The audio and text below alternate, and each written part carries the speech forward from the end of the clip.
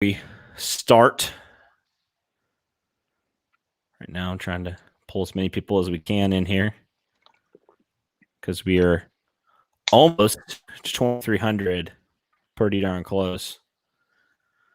You always get a few people. We're at 2289 subs right now, so we got one in the chat right now. But we're going to go then. So we'll just start. What's up, guys? Welcome back to another episode of the Bring the Juice podcast. I'm your host, Cody Foger. Derek's not joining us tonight, but we got a special guest, our friend over at Pacer Station. He also helps out with the Bring the Juice podcast. I don't know. You want to be named, I can say your name, but we'll just refer to you as Big Pace since it's in your name. How you doing, man? Thanks for joining us. I'm doing great. Thank you for having me. Been wanting to get on here for a minute. Absolutely, man. For a long minute, yes, sir. Yeah, man. Yeah, we're glad to have you on here. I know it's been crazy the last couple of weeks with everything that we've been trying to do. So it's great to get you on here, kind of change it up a little bit. First off, we'll talk about what we were talking about off air. How about TJ Warren? Incredible. I know this isn't a Pacers podcast, but sporting the hat. TJ Warren, incredible performance. Yeah. TJ Warren, that's a goat. That's a goat right there. Yeah. Pacers world was having a fun time last night. Yeah. Heat fans were getting very sensitive on Twitter. A lot of stuff was going on. It was beautiful. It was beautiful. I love it. I love it. Ever since, I think I saw a stat, ever since that whole beef happened between him and Jimmy Butler, like he's been averaging over 20 points, like just playing out of his mind at this point. Yes, sir. So, he's crazy. I can't wait to play Miami. Can't wait. It's going to be fun. It's going to be interesting to watch. I guess, Cam, before we start, I'm curious. I know you wanted to kind of talk about your channel. It's kind of like our brother or sister podcast, whatever you want to refer to it as, but just for the other Indiana professional sports team, the Pacers. So why don't you talk a little bit real quick about, potentially if there's some people on here who like the Pacers and watch the NBA, kind of talk about your podcast a little bit. Well, yeah, there's not a lot of Pacers podcasts around. There's a few here and there I see, but there's not a big primary destination for the Pacers on YouTube. Pacer Station at PACERSTATION. We talk Pacers. We recap games. We have discussion videos. I'm gonna start dropping highlight videos soon. Just everything you need. See Miles Turner jersey in the back. Got the hat on. Yes, sir. Yeah, just everything Pacers. Come down to Pacer Station. We're gonna get you right. We're gonna get you right about your Pacers. Absolutely. I just put it in the channel for all you guys who are curious about his channel. Be sure to check that out. Tremendous videos, Cam. I mean, honestly, you do a great job with all those. So we'll get to some of the comments now. So Sunflower was in here about half an hour before we started. He said, "Hey, what's up, man? Thanks for joining us. Appreciate it, man or woman. I don't really know, but appreciate you, man. Appreciate you." So RB is our friend who covers Philadelphia. So he covers, the Sixers, obviously. So that was a rough game. I kind of saw a little bit of his podcast. He's like, TJ Warren scored 53 points. He's like freaking out. But this is his burner account, apparently. So I don't know if this is actually RB, but shout out to you. And he claims that I'm RB's burner account. So, well, if you aren't RB, welcome to the channel. We're glad to have you. If you're just coming in, guys, be sure to hit like. Be sure to, if you haven't yet, subscribe to our channel. That way you'll be notified when all our videos come out. Just be sure to do that. My goal, Cam, is to really get more likes than we've ever gotten. I think our highest has been over like 53 or something. And so our friend Tristan, who's normally in the chat, he wants 70 likes every time. So even though Tristan's not in the chat, be sure to hit that up, hit a like, and also while you're at it, be sure to check out Cam's channel. Justin says, "What's up, guys?" He says, "Hey, Cody." Hi, Justin. Nice to see you in here again, my friend. Jeremy also says, "Hey," and so does Jack. Really cool thing. Jack's going to be in our live stream here in a couple days. Derek and I are trying to get some more of the listeners onto the podcast, and so we appreciate you, Jack. It'll be great, man, to have you on here. He's also talking about TJ Warren. So he's a Pacers fan. TJ Warren was fire, man. He was. Incredible performance. What's crazy about that performance is, and I got a lot of got contacted by a lot of people after the game. Just 2 days ago, I dropped a video called "Is TJ Warren the most underrated player in the league?" I think he is. I was telling people that in the video. And then first game, he just pops out, drops 53 on Philadelphia's head. They didn't have an answer for him. It was beautiful poetry in motion. Absolutely. Absolutely. Yeah. I'm curious. If you had to equate TJ Warren to a current Colts player or maybe even a past Colts player, who would you compare him to right now? It's a tough question, but I'm curious. He's like Marlon Mack if he stayed healthy. Okay. That's what I'd equate him to. He's very solid, gives it his all. It feels like every time I saw Marlon Mack 100% healthy, he's running all over everybody. He's very consistent, does his job to the best of his ability. TJ Warren, his ceiling could be a Reggie Wayne type. He could be a much bigger piece on teams that can make championship runs if he hits the ceiling. But he's already great. And this is his first time really playing in the playoffs. I mean, he's on the Suns. The Suns don't go to the playoffs very often. So comes over to Indiana in first game back in the regular season, drops 53. He's getting a lot of recognition right now. We love it. Pacers don't get a lot of mainstream love. It's great to see, though. It's great to see. Absolutely. Yeah, I kind of compare him to Kenny Moore. I think he's kind of a guy that's very underrated, not talked about a lot, but he can ball, man. He really can. Yes, and I think Kenny Moore's starting to get a little more recognition with the national media. I would argue he's the best slot corner in the league, but still not a lot of people know him, similar to TJ Warren. I mean, more people probably know TJ Warren now because of that ridiculous performance, but I think he kind of, to me, he's Kenny Moore. He's kind of a scrapper. He's a guy that can go out there and produce any day of the week. So I definitely love that. A Jackson, he says, let's go, Felger. Bring the juice. Yes, sir. Thanks for tuning in, my friend. Welcome to our live stream. Justin says, who disliked? Oh, somebody apparently disliked our video. That doesn't really happen in our live streams normally. Man, it must be the Pacers hat, I'm guessing. I don't know. Maybe there's like a Heat fan in here or something. Not sure. But or a Pistons fan, maybe. Could be a Colts fan. Who knows? Yeah. Well, I have the Colts hat, so trying to even it out a little bit. Andrew says, what's up, guys? Welcome, Andrew. Jack adds, TJ's a walking bucket. Definitely agree. He can score anywhere, anytime. Okay. We got a. Can't hear you no more, man. Sorry about that. There it goes. So LGRW talks a little smack. He said TJ Warren's not ready for Heat Nation. We'll easily shut down Warren. Okay. I'll let you respond to this, man. No comment. No comment. Just wait. We played them twice at the end of this little 8-game stretch. We're gonna see what the Miami Heat are about. The one thing I think the problem we have with the Heat, and me and Coach Jay, one of the guys I have on Pacer Station a lot, was just talking about this yesterday. Bam Adebayo. We might not have an answer for, especially if Sabonis is still not playing by the time we play the Heat. But we ain't worried about Jimmy Butler. TJ got him. We ain't worried about Jimmy. We're not worried about Jimmy at all. But we gonna see. We gonna see about that Heat Nation. Yeah, I mean, it'll be interesting to see for sure what happens there.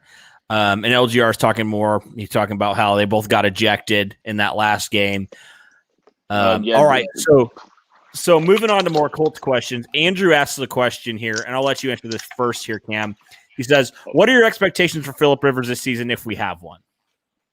So what are your expectations for him? I'm going to be completely honest. I've never been more torn about a player in my life because part of me wants to love and feel like Phillip Rivers is going to explode this season because he has a line for once. He has a beautiful supporting cast around him. Great coach, great front office. He has everything he needs to try to end his career with a Super Bowl. But the other side of me just saw him have a very bad year. And of course, that does have a lot to do with what he had around him in LA. But, I'm very torn about him. It's so weird seeing him in a Colts uniform. Very, very weird. It's going to take some get used to. But I think if we do have a season, I think the team as a whole will play great. I don't think Phillip Rivers will be an MVP talk or anything, but I think he can play better than Jacoby did after Jacoby's injury last year at the bare minimum. Oh, for sure. And welcome. We see we have 34 people in the chat. So welcome, guys, to the stream. We really appreciate you coming in. If you haven't yet, be sure to like, subscribe, so you can be in touch when we post another video. I'm sure we'll post another one in the next few days, so be sure to check that out. I'm kind of the same way with Phillip Rivers, but kind of what you were talking about. not thinking he's going to be an MVP candidate. The good thing is I don't think he's going to have to be.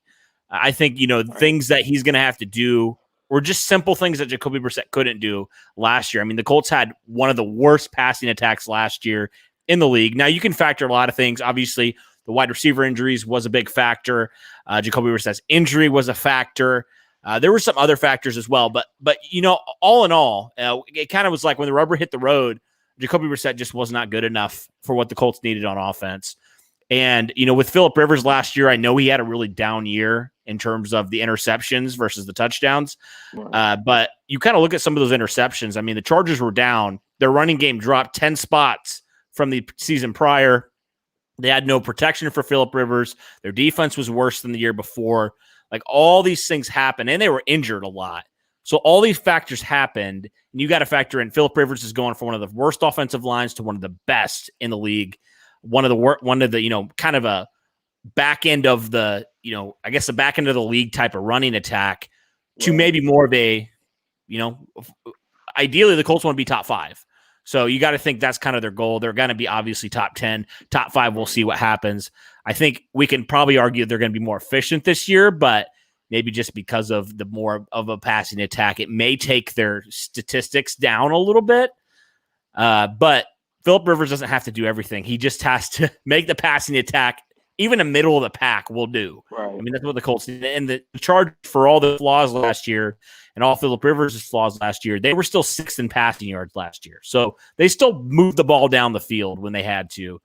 So I agree. I don't think he's going to be an MVP candidate, but the good thing is he doesn't have to be for the Colts to be successful this year. I think if he's just a top 15 quarterback, the Colts are set. I really believe that. So I definitely agree with you there. Jacob, he's going to be interesting. It's going to be interesting to see how Jacob Eason, who we'll get to in a little bit, kind of learns under him, because they're similar players in a lot of ways. They're very aggressive, pushing the ball down. You're muted again. I can't hear you. Man, I don't know why it's doing that. My bad. Jack talking again. Can you hear me now? We good to go? Yeah, okay, good. Yep. Jack's talking again about, we're not going to get into that Pacers Heat. We'll let the people argue in the comments about that. Miles says, what's up? What's up, Miles? Thanks for joining us, my friend. We're welcome. LGRW, the Heat fan, says he didn't dislike, so that's good. That's good, but he does have the Texans and Titans on his little profile thing too. I don't like those teams. Yeah, I think he's a Titans fan. I'm pretty sure he's a Titans fan. He comes on this chat, which is great. I'm glad that we don't just have Colts fans. We have fans, even of our division rivals, in this chat. I feel like they can do that. So speaking of Jacob Eason, Justin asks, how do you think he's going to do in camp? And I know that Frank Reich and Chris Ballard were very cautious when people were asking about Jacob Eason. They said, obviously, he was a 4th-round pick for a reason. We like a lot of the things that he offers, but he's got a long way to go, to be a starting quarterback and a franchise quarterback. So I'm curious for you, Cam. How do you think Eason's going to do in camp, probably competing with Chad Kelly for that 3rd quarterback spot? I'm an Eason fan. I don't know if I'm a big Eason fan, but I am an Eason fan. And I do think Eason will turn some heads. And there's 2 words, one reason why, and it's Chris Ballard. If Chris Ballard had faith with him in the draft, Chris Ballard has proven to me that I feel like I can trust him with any pick. I know a lot of people talk about how he wasn't the guy they wanted going in. He wasn't this, he wasn't that. If Chris Ballard had trusted him enough to take him, I have a lot of trust in whoever he picks at the moment. I'm just a big Chris Ballard guy. And he hasn't disappointed me many times. I mean, Zach Banner disappointed me. Everybody else, it feels like there's a few players I'm missing, of course, but Zach Banner's the only real disappointment I specifically remember that. Yeah, I mean, I throw Quincy Wilson in there, maybe. Quincy Wilson, lightweight, yeah, but that 2017 class, yeah, really, that 2017 class was, that first half of that draft was not great for the Colts because you throw in. Malik Hooker may or may not be with the team this next year. Quincy Wilson, obviously a bust. Terrell Basham, Zach Banner, all busts. Right. So wasn't a great start, but from the 4th round on, he played pretty. He drafted pretty well. So right. I just feel like Ballard knows of the importance of the quarterback position, and I don't think he would take someone that he doesn't think is going to be able to at least make the roster at the very least. I feel like in a couple of years he could be a starter, but we're going to see how that works because I know some people have questions about his work ethic and stuff. I don't know. I don't know about him enough to dive into his ethics and stuff, but we're going to see. Yeah, speaking of Ballard, I posted something like last week about just how Chris Ballard has been fantastic in turning the Colts' weaknesses into strengths. Like you look, the offensive line, they allowed the most sacks in the league in 2017. 2018, they allowed the least amount. The running attacks, in the 20s in 2018. And then in 2019, it's number 7th overall. So I feel like Chris Ballard does a great job. And this year, he's done another great job in acquiring the weakest position on that defense. They've talked about how that Tampa 2 really thrives, right, in with having how good that 3 technique is. Getting DeForest Buckner is just a major upgrade from anything they've ever had. I would argue he hasn't even played a snap for the Colts, but I'd argue he's probably the best interior defensive lineman the Colts have had in the last decade. I really would argue that. Yeah, that ain't saying much, but no, that's true. That's true. So Jack had this was interesting. I don't know if you saw this. There was a post today about Andrew Luck comeback rumors. Now, I don't really hold any stock in any of this until I see an official account post something about it. I think it was a rumor from CBS Sports or something along those lines. But I'm like, that doesn't make any sense. First off, the Colts have paid Phillip Rivers $25 million. What would you do? Would you just cut Phillip Rivers? Like at this point, what do you do? If that was to happen, I don't know what you would do. I mean, I just don't see any point in him coming up. First off, coming back this year, especially because training camp's already happening. Like, why would he come back now? It just doesn't make sense to me. Maybe next year, maybe. But I just kind of hold these rumors with a grain of salt. I hold all these different rumors with a grain of salt at this point. Man, Andrew Luck, they're going to get my hopes up playing Andrew Luck. Name too much around Twitter and stuff. I've seen it everywhere today. It's been Andrew Luck. I've seen people keep on playing with my emotions, man. I want Andrew Luck back, but like you said, I don't know what they'd even do. I don't think they're expecting it. It would be a curveball at this point. It would change a lot of things. I would welcome it. There's nothing. If I'm Ballard, I'd do whatever I can to make it work. Because I mean, he probably could still be in his prime if he's been working out and still wants to play football. But right, it just changes everything. It'll just be. I mean, we think Phillip Rivers is going to have a pretty decent year, but I mean, you just go from a guy you think is going to be good to a guy you know is going to be a top 5 quarterback. Like that just changes. If he comes back, I feel like we're going to be mentioned. We're going to be mentioned right up there with the Kansas City. So we have to be. If he comes back on this team, this is a new team. This isn't the same thing he's been working with. This is a different monster. And if Andrew Luck was on this team, I want us to be talking about Super Bowl. That's what I want. Yeah, that's the thing that just sucked. It's like. The Colts are finally building a team around Andrew Luck. Boom. He's emotionally fried. He can't do it anymore. And he's done. And, yeah, it just played with my emotions. I'm like, you just can't get rid of that name, Andrew Luck. Even over almost a year, since that happened, still people are talking about him. It's wild. It's absolutely crazy. They are. I'm trying to move on, but, like, stuff like this makes it so hard to do that. I knew his name was going to pop up in one way or another. It's just some Colts fans just can't. It's the same way with, and it's a different story, it's a different situation, but same way with the Pacers and Paul George. Yeah. People just love to talk about him, just love to say his name, just because they're so reminiscent on what he was to the franchise. But it's like, man, I got a Paul George jersey. I got multiple Paul George jerseys. I was a huge Paul George fan. I'm still a Paul George fan. But some people just love to bring his name up to whether it be bash him or to talk about wanting him back in the future. It doesn't matter. They're going to talk about him because of how much they meant to the franchises. Yeah, and I don't blame fans. I mean, those are players that rarely come, that do that. So I don't blame fans one bit for wanting to, scope out every single rumor regarding if one of their favorite players is coming back to the team. So don't fault fans at all for that. LGRW, he asked. You muted again. Okay, my mic it's always been doing this. So he said, do you think DeForest Buckner's as good as Chris Jones, Fletcher Cox, or Grady Jarrett? What are your thoughts on DeForest Buckner?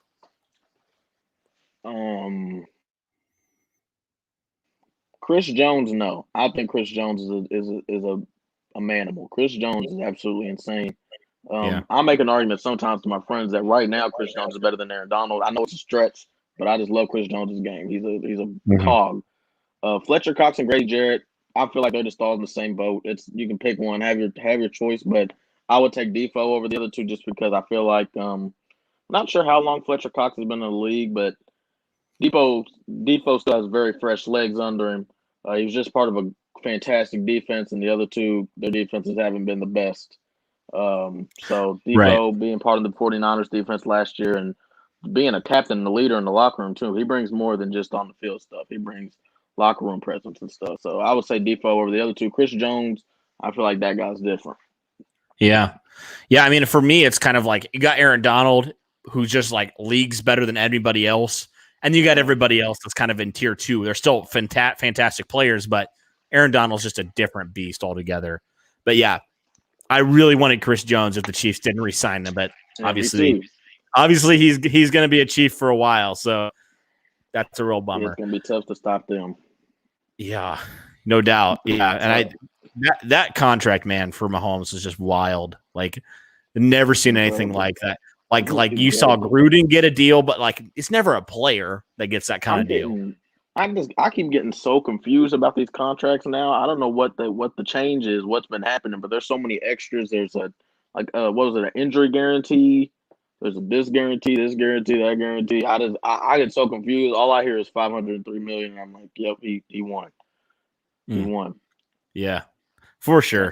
Huge contract. Contract. You talk about job security. Patrick Mahomes doesn't have to worry about that for the next decade. He got it. He's good, man.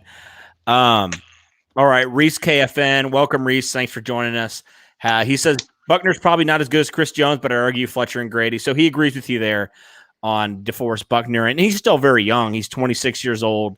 He's still growing. I mean, he's a great player, but I feel like he still has opportunities to grow his game. He's still pretty young in the league. And Justin adds his thoughts on that. He said, I think Buckner's better than Jared and Jones, but I don't know about Cox. So he's really high on Fletcher Cox. I mean, Fletcher Cox is a good player. He's a little bit older for me. So, if I was picking these guys, I'd probably pick Buckner just because he's younger and you can build around him a little bit longer. But, you can't go wrong with any of these guys. They're all tremendous interior defensive linemen. All right. Eagles season says what's up. So we got an Eagle fan in here. Thanks for joining us, man. Appreciate you. Yeah, fly, Eagles, fly. All right. Now they're talking Chris Jones is one line, basically Frank Clark is overrated. Interesting. What do you think about Frank Clark? That's a name I haven't heard in a while. Frank Clark he's a beast, but yeah, Chris Jones does help out in regards to when Frank Clark does have good big games. A lot of times it's because teams are crashing down on Chris Jones. Previously it could have been Justin Houston. I don't know if Justin Houston's on the same team as Frank Clark, but you get the gist. Frank Clark does, and even in Seattle, he would fish off a lot of the rest of his team's success. But I mean, what can you say? He's on very good D lines. It's not his fault. Can't blame the guy for who he plays with. But for sure, his success is largely due to Chris Jones in Kansas City. Yeah, Chris Jones. So I think Frank Clark actually, I think he was kind of the replacement for Houston and D Ford because they got obviously moved. Obviously Houston came to Indianapolis, and then I can't remember where D Ford. I think D Ford went to San Francisco. And then they traded for Frank Clark. So they kind of got rid of two really good pass rushers and got a pretty good pass rusher as well in Clark. Yeah. Eagle season, he says, Pacer Nation. He said, I sub, not a Pacers fan, but all love. So there you go. Another sub for you, man. Eagle season. I rock with you. Fly. Reese adds, Buckner's definitely better than Grady. I feel like Grady Jarrett is a good player, but he's more just of a run-stopping defensive tackle, whereas Buckner can add more in the pass rush department. That's kind of my thoughts on it, which I think gives him an edge over him. But Grady Jarrett's a really good player too. All right. Michigan Wolverines. So I don't know what college you support here, Cam, but Derek does not like that name because he's a big Ohio State guy. So I support Louisville. It's L's up over here. Louisville. Yes, sir. Louisville. Oh yeah, I remember you showed me your Lamar Jackson, and I think it was, what was the other guy? The defensive back. I forget his name. Jair Alexander. It was Jair. Okay. Yeah. So you showed me that hype video you created for them. All right. Yeah. That's like the main team I've grown up as of growing up, I wasn't even a Pacers fan until recently. Honestly, Really? I always liked the Pacers, and I loved Oladipo since he was at Indiana. But I've normally just always liked Louisville teams because we don't really have any professional teams, so it's just been wherever Louisville players are at, it's where I go. But in the NFL, it's always been the Colts because I love Peyton Manning, love Reggie Wayne. But yeah, I'm a Louisville fan. That's why my second team I'd say would be the Ravens because I have a deep love for Lamar. I got 3 Lamar autographs in here. I got Lamar Nice. was like he's a celebrity around here. Like Lamar, he's different. He was something different. Getting to see him play in college and live, we all knew what was coming as soon as he would go to the league. Everybody in this radius knew what Lamar was about to become. Everybody. Yeah. And now he's number 1 in the top 100 for players list. So certainly a fantastic player in his own right. So Michigan Wolverines, back to the question. He says, well, he adds DeForest Buckner is a straight beast. He says Tae and Justin will eat because of him getting more double teams. And I agree. And I also think Grover Stewart will get more opportunities as well at that one technique playing beside Buckner. He'll get more opportunities because he was double teamed a lot last year in that interior because obviously 3 technique position was the weakest position on the defensive line last year. So now adding Buckner, getting more double teams, I think it'll open it up for some of these younger guys, to get more one-on-one opportunities and really get more chances to get after the quarterback. What are your thoughts here on Buckner helping out all these other guys on the defensive line? Well, a lot like I said with Chris Jones, just players like him in general, players like DeForest Buckner in general. Donald makes players on the outside easier for him whenever he's playing on the inside. But I'm a huge Kamoko Toure guy. I feel like he's like a water balloon just waiting to pop and flood the freaking AFC. But he keeps on getting injuries. I don't know if that'll ever come into fruition, his potential. I don't know if he'll ever reach his potential, but he can be dangerous. Kamoko Toure, I feel like it can be very, very dangerous. Justin Houston brings a great veteran presence to the team, so I feel like Justin Houston will eat no matter what. He always does.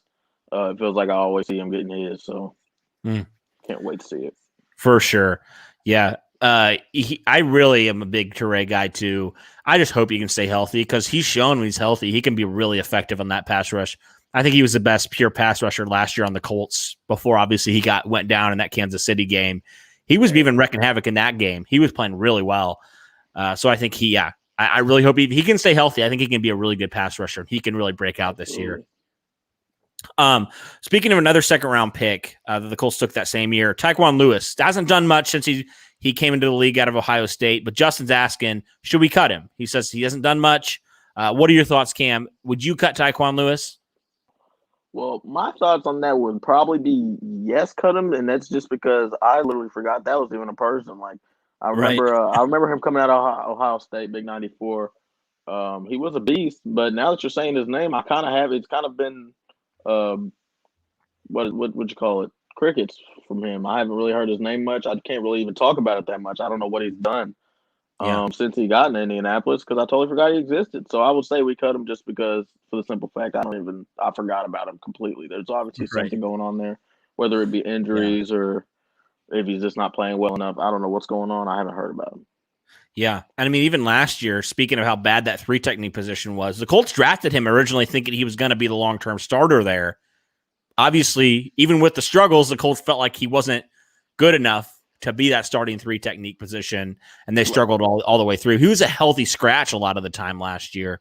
So certainly for a player taking that high, it's not looking great for Taekwon Lewis. This is kind of his last shot. I think training camp's going to be his last shot to really prove he belongs on this roster.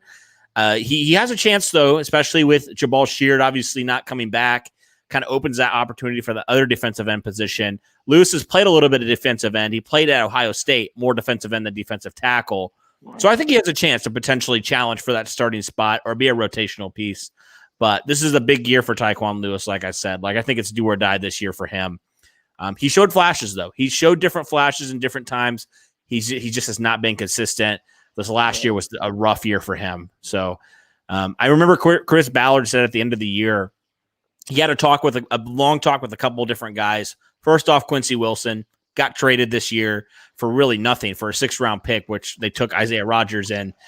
And then Taekwon Lewis was the other name that he mentioned. So, I mean, one's gone. So it'll be interesting to see what happens with Taekwon Lewis. I'm really intrigued to see what the Colts do there. And can Taekwon Lewis step up? I mean, he has the talent. The Colts believe he had the talent of a second rounder. So I think it's time for him to live up to that expectation a little bit. Even if he's a rotational piece at this point, like I just want him to add something, contribute some way to this defensive line. Right. He's capable. I remember watching him whenever we drafted him. He's capable of being a good rotation guy on the D line. But yeah, I just haven't heard much about him. I couldn't even tell you about him. Honestly, I haven't heard much about Taekwon Lewis since coming to Indianapolis. For sure. LGRW asks, how are you feeling about Xavier? 48 PFF grade Rhodes. Yeah, it wasn't a great year for Xavier Rhodes last year. Very much struggled. Somehow made the Pro Bowl. I don't know how he did that, how he managed that, but big name. Rough year. Xavier Rhodes he's vocal about it. He said it was not a good year last year for him. And I mean, it's really kind of up in the air. He's not committed long-term to the Colts. They signed him on a 1-year deal. So it's kind of a prove-it deal. Can Xavier Rhodes bounce back to potentially, maybe not even that 2017 All-Pro form, but a decent NFL corner? Can he come back to that? And can he stay healthy? What do you think about Xavier Rhodes? Some people have very, very something. I don't know what it is in their heart they have against Xavier Rhodes. I know a lot of Vikings fans who literally hate the guy, at least as a player. Yeah. They said they've had enough. They've had a complete enough. Someone on Twitter said he's just going to be an older TJ Green, and if that's the case, then of course I don't think Ballard would have signed him. I think if Ballard trusts him, like I said earlier, if Ballard has enough trust that he can at least be a solid corner still in the league, bringing him on, I'm not mad at it. He had some great years. I remember me and my friend, every time we played Madden, it felt like he would go crazy because his ratings were so out of this world. Xavier Rhodes had a great run with the Vikings, but some secondary players just don't end up staying consistent their whole careers, and obviously he fell off a little bit. But if there's any team he's going to pick it back up with, it's going to be the Colts, because this organization can lift you up right now. Yeah. I feel like we have the people behind, the people that need to be behind players. People like Ballard, people like Reich. So Xavier Rhodes, I feel like I'm not mad at it. I hope he goes back somewhat to what he used to be, but I'm fine if he's even half of what he used to be. What we've been seeing, like last year, it wasn't really close to half of what he used to be. But for sure. And even half of an all-pro corner, just a pretty decent corner. So you take that all day. You mentioned TJ Green. That's a name I haven't heard in a long time. Oh, man. It was crazy, man. I mean, honestly, as much hate as TJ Green got, he physically had a lot of good attributes. I feel like he was physically gifted, but he's fast as hell. He's very fast. You're muted again. I don't know why he does that, but anyway, everything else from him, disaster, from his work ethic to just his play on the field, his dumb penalties, like it was just awful. But Chris Ballard, I think, would never. Muted again. I don't know what's going on. I'm gonna have to get my other mic for this. Crazy. But yeah, needless to say, I don't think Xavier Rhodes is going to be TJ Green bad or even close to that. God, he's not. A new level of bad. Yeah, that's a level we don't want to go back to. That's what we call I forgot his name. Grigson. That's what we call Grigson levels. Grigson. I know. I almost got his name out of my memory completely. I almost got it out. Just like luck, man. Comes back. Yeah, it's crazy. I tried to get it out. Remembered it because of how many times I screamed it. It was just, I did not like the Grigson days. I feel like we wasted Luck's career, like a lot of Colts fans do. And it hurts. It hurts very much. But I'm glad to know we got Ballard now. About the PFF part, I've never really put a lot of I've never let those hold a lot of weight on my opinion, simply because I've always been more of an eye test person. Stats do mean a lot sometimes. Analytics do mean a lot sometimes. PFF does not mean anything to me. I do not respect anything I've just seen so many ridiculous things come out of Pro Football Focus on Twitter. I just look at it and I go, like, how are you grading these guys? Like, what's the scale? What are we doing here? Like, what numbers? You know what I'm saying? Because they have said some very stupid things. Very stupid things. Yeah, for sure. Well, Michigan Wolverines, he says he likes Xavier Rhodes. He says he's a good veteran for these younger guys in the locker room. I agree. I mean, you lost Pierre Desir, obviously. You cut him. He was a veteran presence in that corner room. I think Xavier Rhodes, the Colts feel like he has a higher ceiling, with which, granted, he does. He's been an All-Pro, and Absolutely. Pierre Desir never sniffed that, right? So Xavier Rhodes certainly has a higher ceiling, but I also feel like he potentially has a lower floor than Pierre Desir. So It'll be interesting to see where he kind of lands. But yeah, for Rocky Sen, Marvell Tell, even Isaiah Rodgers, I mean, they can learn from a guy like Xavier Rhodes what it takes to be what it takes on and off the field, obviously, to be an All-Pro and to be a very good player in this league for. Muted again. What is going on? All right. You know what? I'm changing. Here it is. Go ahead. You good? But yeah, basically, I believe Xavier Rhodes is going to offer a lot in terms of veteran presence for that corner room. Very young group. Very, very young group. I love Isaiah Rodgers. I think he's going to be very good. I like Isaiah Rodgers. Me too. I really do. Yeah, and going back to Taekwon Lewis, Justin says he can play outside. Danico Autry, also another guy who can play outside. I think it'll be interesting to see how that works out. Because I feel like Nico Autry is probably, out of any of these guys, the most similar to Jabal Sheard. He's pretty good a run stopper. He offers a little bit more juice, I think, than Sheard did in terms of getting after the passer, because obviously 2018 he almost had double-digit sacks. And I feel like he's another guy that'll get more one-on-one opportunities and more chances to get after the quarterback. And I think that's going to serve him very, very well also. All right, so Reese's talks. Muted again. You good? We good. Darius Leonard at 50. What are your thoughts on that? He thinks he's very disrespected. He is very disrespected, but part of me wishes he would just stop responding to it. It feels like everything. Like, I just feel like some places, some things. I know this is voted on by the players, but it feels like every single piece of criticism Darius receives from big outlets he has to respond to on social media. And I love Darius. Darius is probably my favorite player on our defense. I've been a huge Darius guy since he came out of South Carolina State, and came straight onto the Colts. And he was talking about how great he was in training camp with AWalk. I was already on the Darius Leonard train, but he needs to start proving it more. I feel like places are going to keep on disrespecting him if they know that he's going to respond the way he does and give more eyes to the people that he's responding to. For sure. But I understand his frustration completely. I mean, he gets absolutely disrespected, and it's because he's a Colts linebacker. I mean, to a lot of mainstream sports folks, that's a boring title, being a Colts linebacker, especially coming from what was it, HBCU, not a Power 5 conference.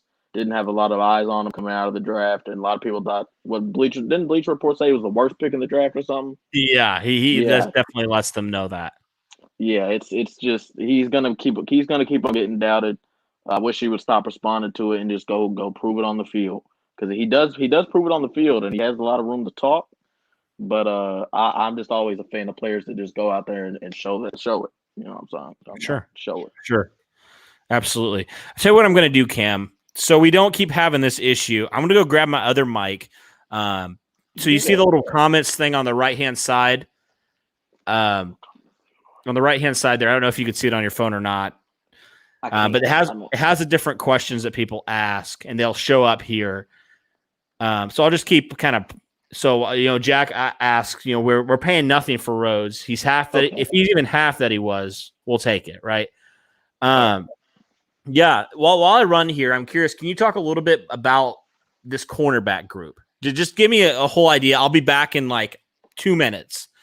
Talk to these guys about your opinion on this cornerback group, and even if I'm not back, talk about this secondary. I'll be back in 2 minutes. All right, awesome. He said we are literally paying nothing for Rhodes. We'll take it. That's what I'm saying. I mean, if we can get half of what Xavier Rhodes was. Xavier Rhodes was Rhode Island. Ain't that what we called him? What did we call him? Rhodes Clothes. That's what it was. Rhodes Clothes. He was a monster. I remember thinking we could use a corner like Xavier Rhodes or Sherman or one of those big name guys. Norman, whenever he was in his prime, he kind of sucks now. But I'm talking about the corner. Kenny Moore underdog. When we had players like the guys that are on the Jets now, not Quincy Wilson because he's kind of soft, but they're all dogs. You know, the corners we have, it feels like they're always dogs, or they suck. They sucked a few years back. I specifically remember whenever we drafted Quincy Wilson, I was kind of hoping we would draft better corners in the coming years. That's why I'm happy we got Isaiah Rogers. I feel like he was a great pick for the value. But like you said, if Xavier Rhodes is half of what he was once, well, I'll take it. I've just been seeing Xavier Rhodes get twisted and turned on. Everybody just running routes all over Xavier Rhodes. Last year it was very pitiful. Don't know how he was a Pro Bowler and stuff like that. As the boy was saying, but how y'all feeling out there? Everybody feeling straight? Everybody feeling good? Been in this for 40 minutes.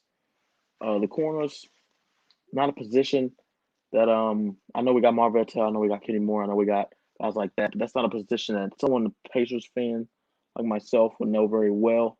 But I do know that Kenny Moore is a dog, and I do know that Xavier Rhodes, if he can be half of what he was, will be great for the team and will be the veteran presence that players like Kenny Moore and like Marvell Tell and like Isaiah Rogers need, as Mr.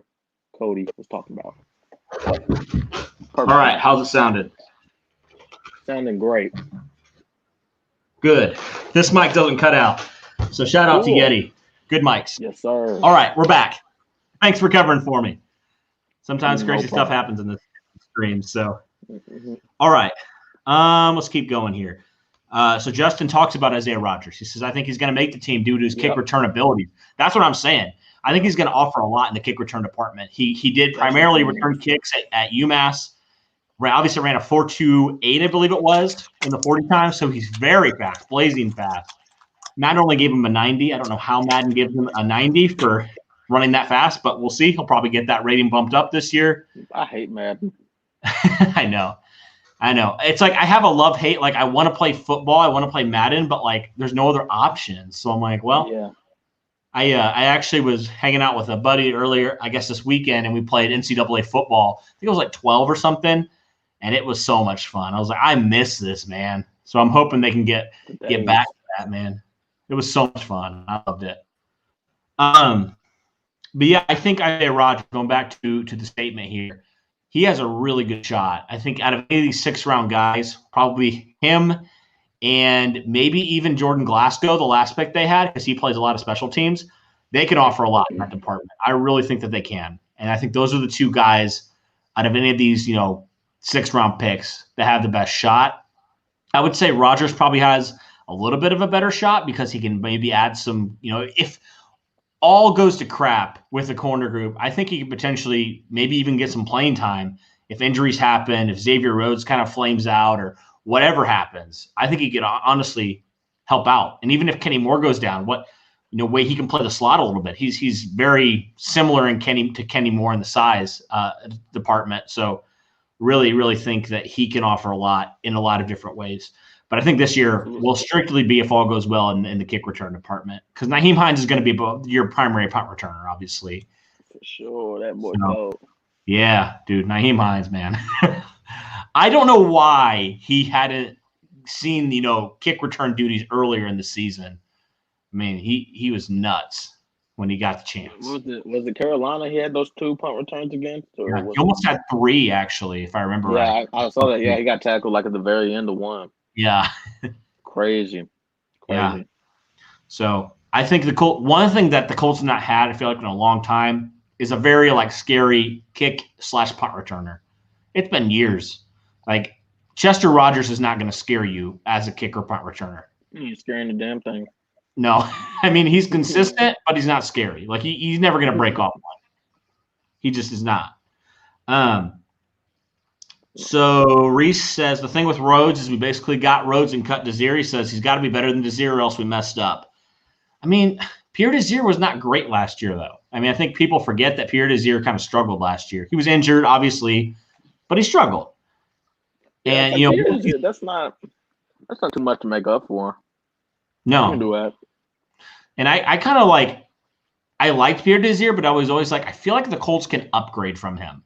And obviously they felt like they could too. And they decided to make that decision this year. They feel like Xavier Rhodes offers them a little bit more, a little more upside. And I totally get that. I totally agree.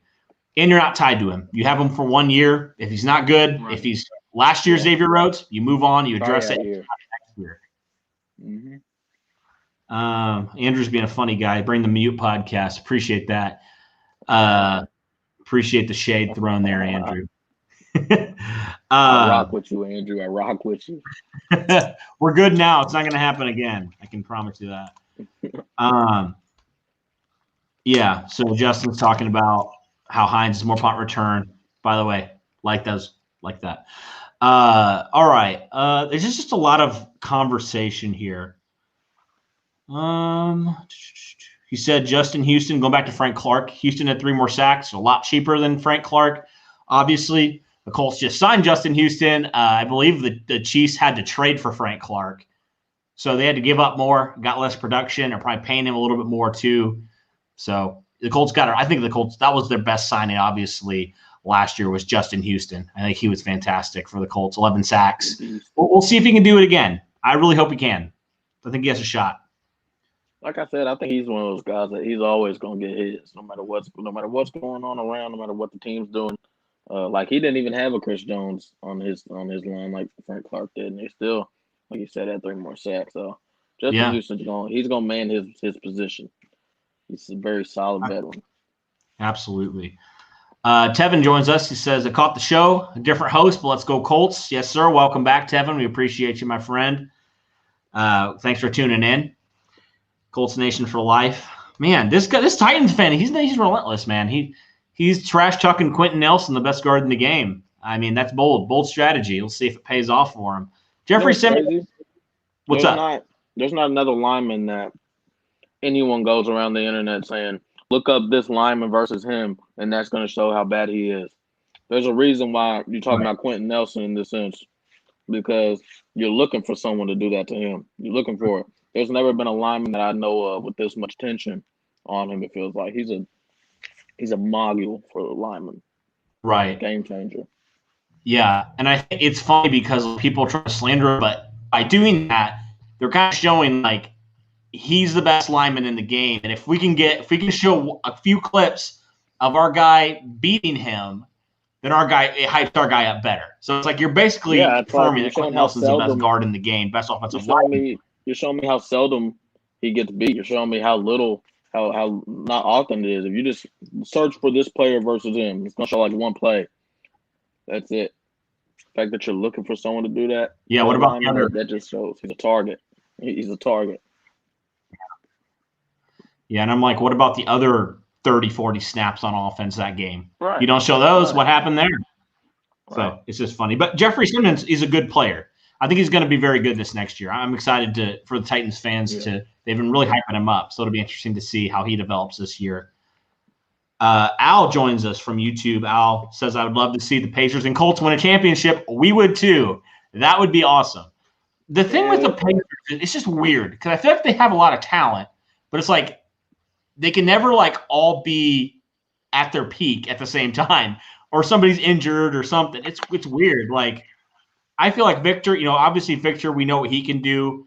I like Miles Turner. I like Sabonis. I think they're 2 really good bigs. Obviously, we saw TJ Warren, fantastic.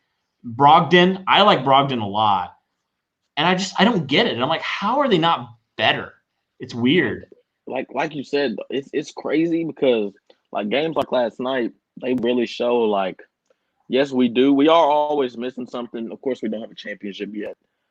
So we're still aiming for that in the long run, but we are always getting hit with a random curveball. But if you look at our core, if they was all healthy, they could just come together. If they could all be healthy at the same time, it's like even yesterday, we all knew Sabonis was going to be out, but right before game time, I get a text saying that Brogdon is going to be out because he got a pulled neck or something. It's like it's just out of nowhere, but still we fight through and we beat the 76ers, even though Joel Embiid dropped 41 and 21 because Sabonis wasn't there to man him up and make him look like a little boy. But really that's what it comes down to. It's just if we can stay mentally tough. And we did that all this year even. I mean, we didn't play with Vic most of the year, and we still ended up 5th seed in the East.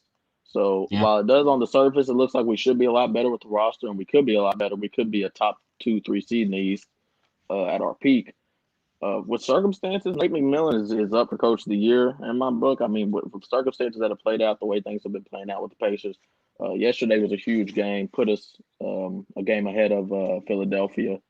So if the team were to end today, we would play Miami in the first round of the playoffs, and I would love that. I would love to see that.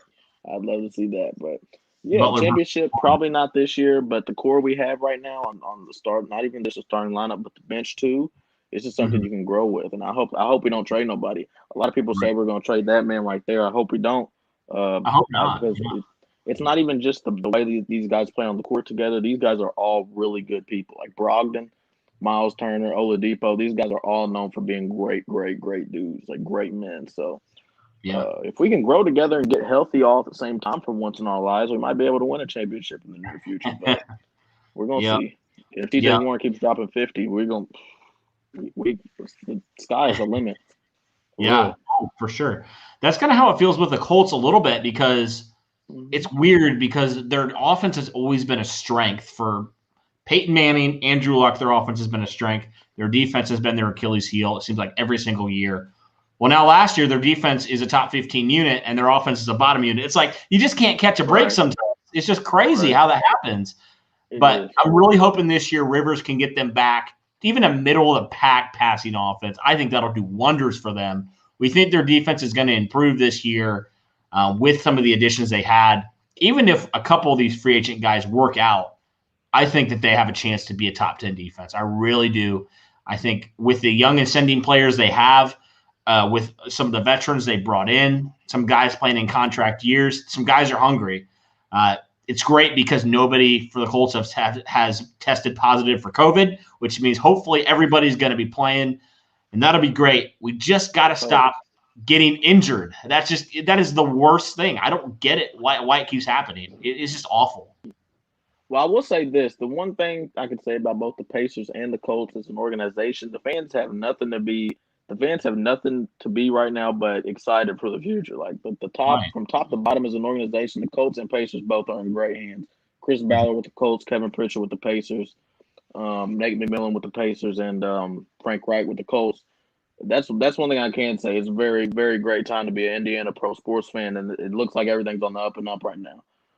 Previous years we've had Grigson. Everybody's kind of been the same way about Grigson, except for guys like Wells, but everybody's basically been the same way about Grigson with the Colts. And now that we got Chris Ballard, it's like it feels like both teams are both – even if we're not going to make it to championships right now, they're both looking that way. They're both heading that way. It doesn't feel like it's been like this in a while where both teams had something to look forward to, like big time in the organization.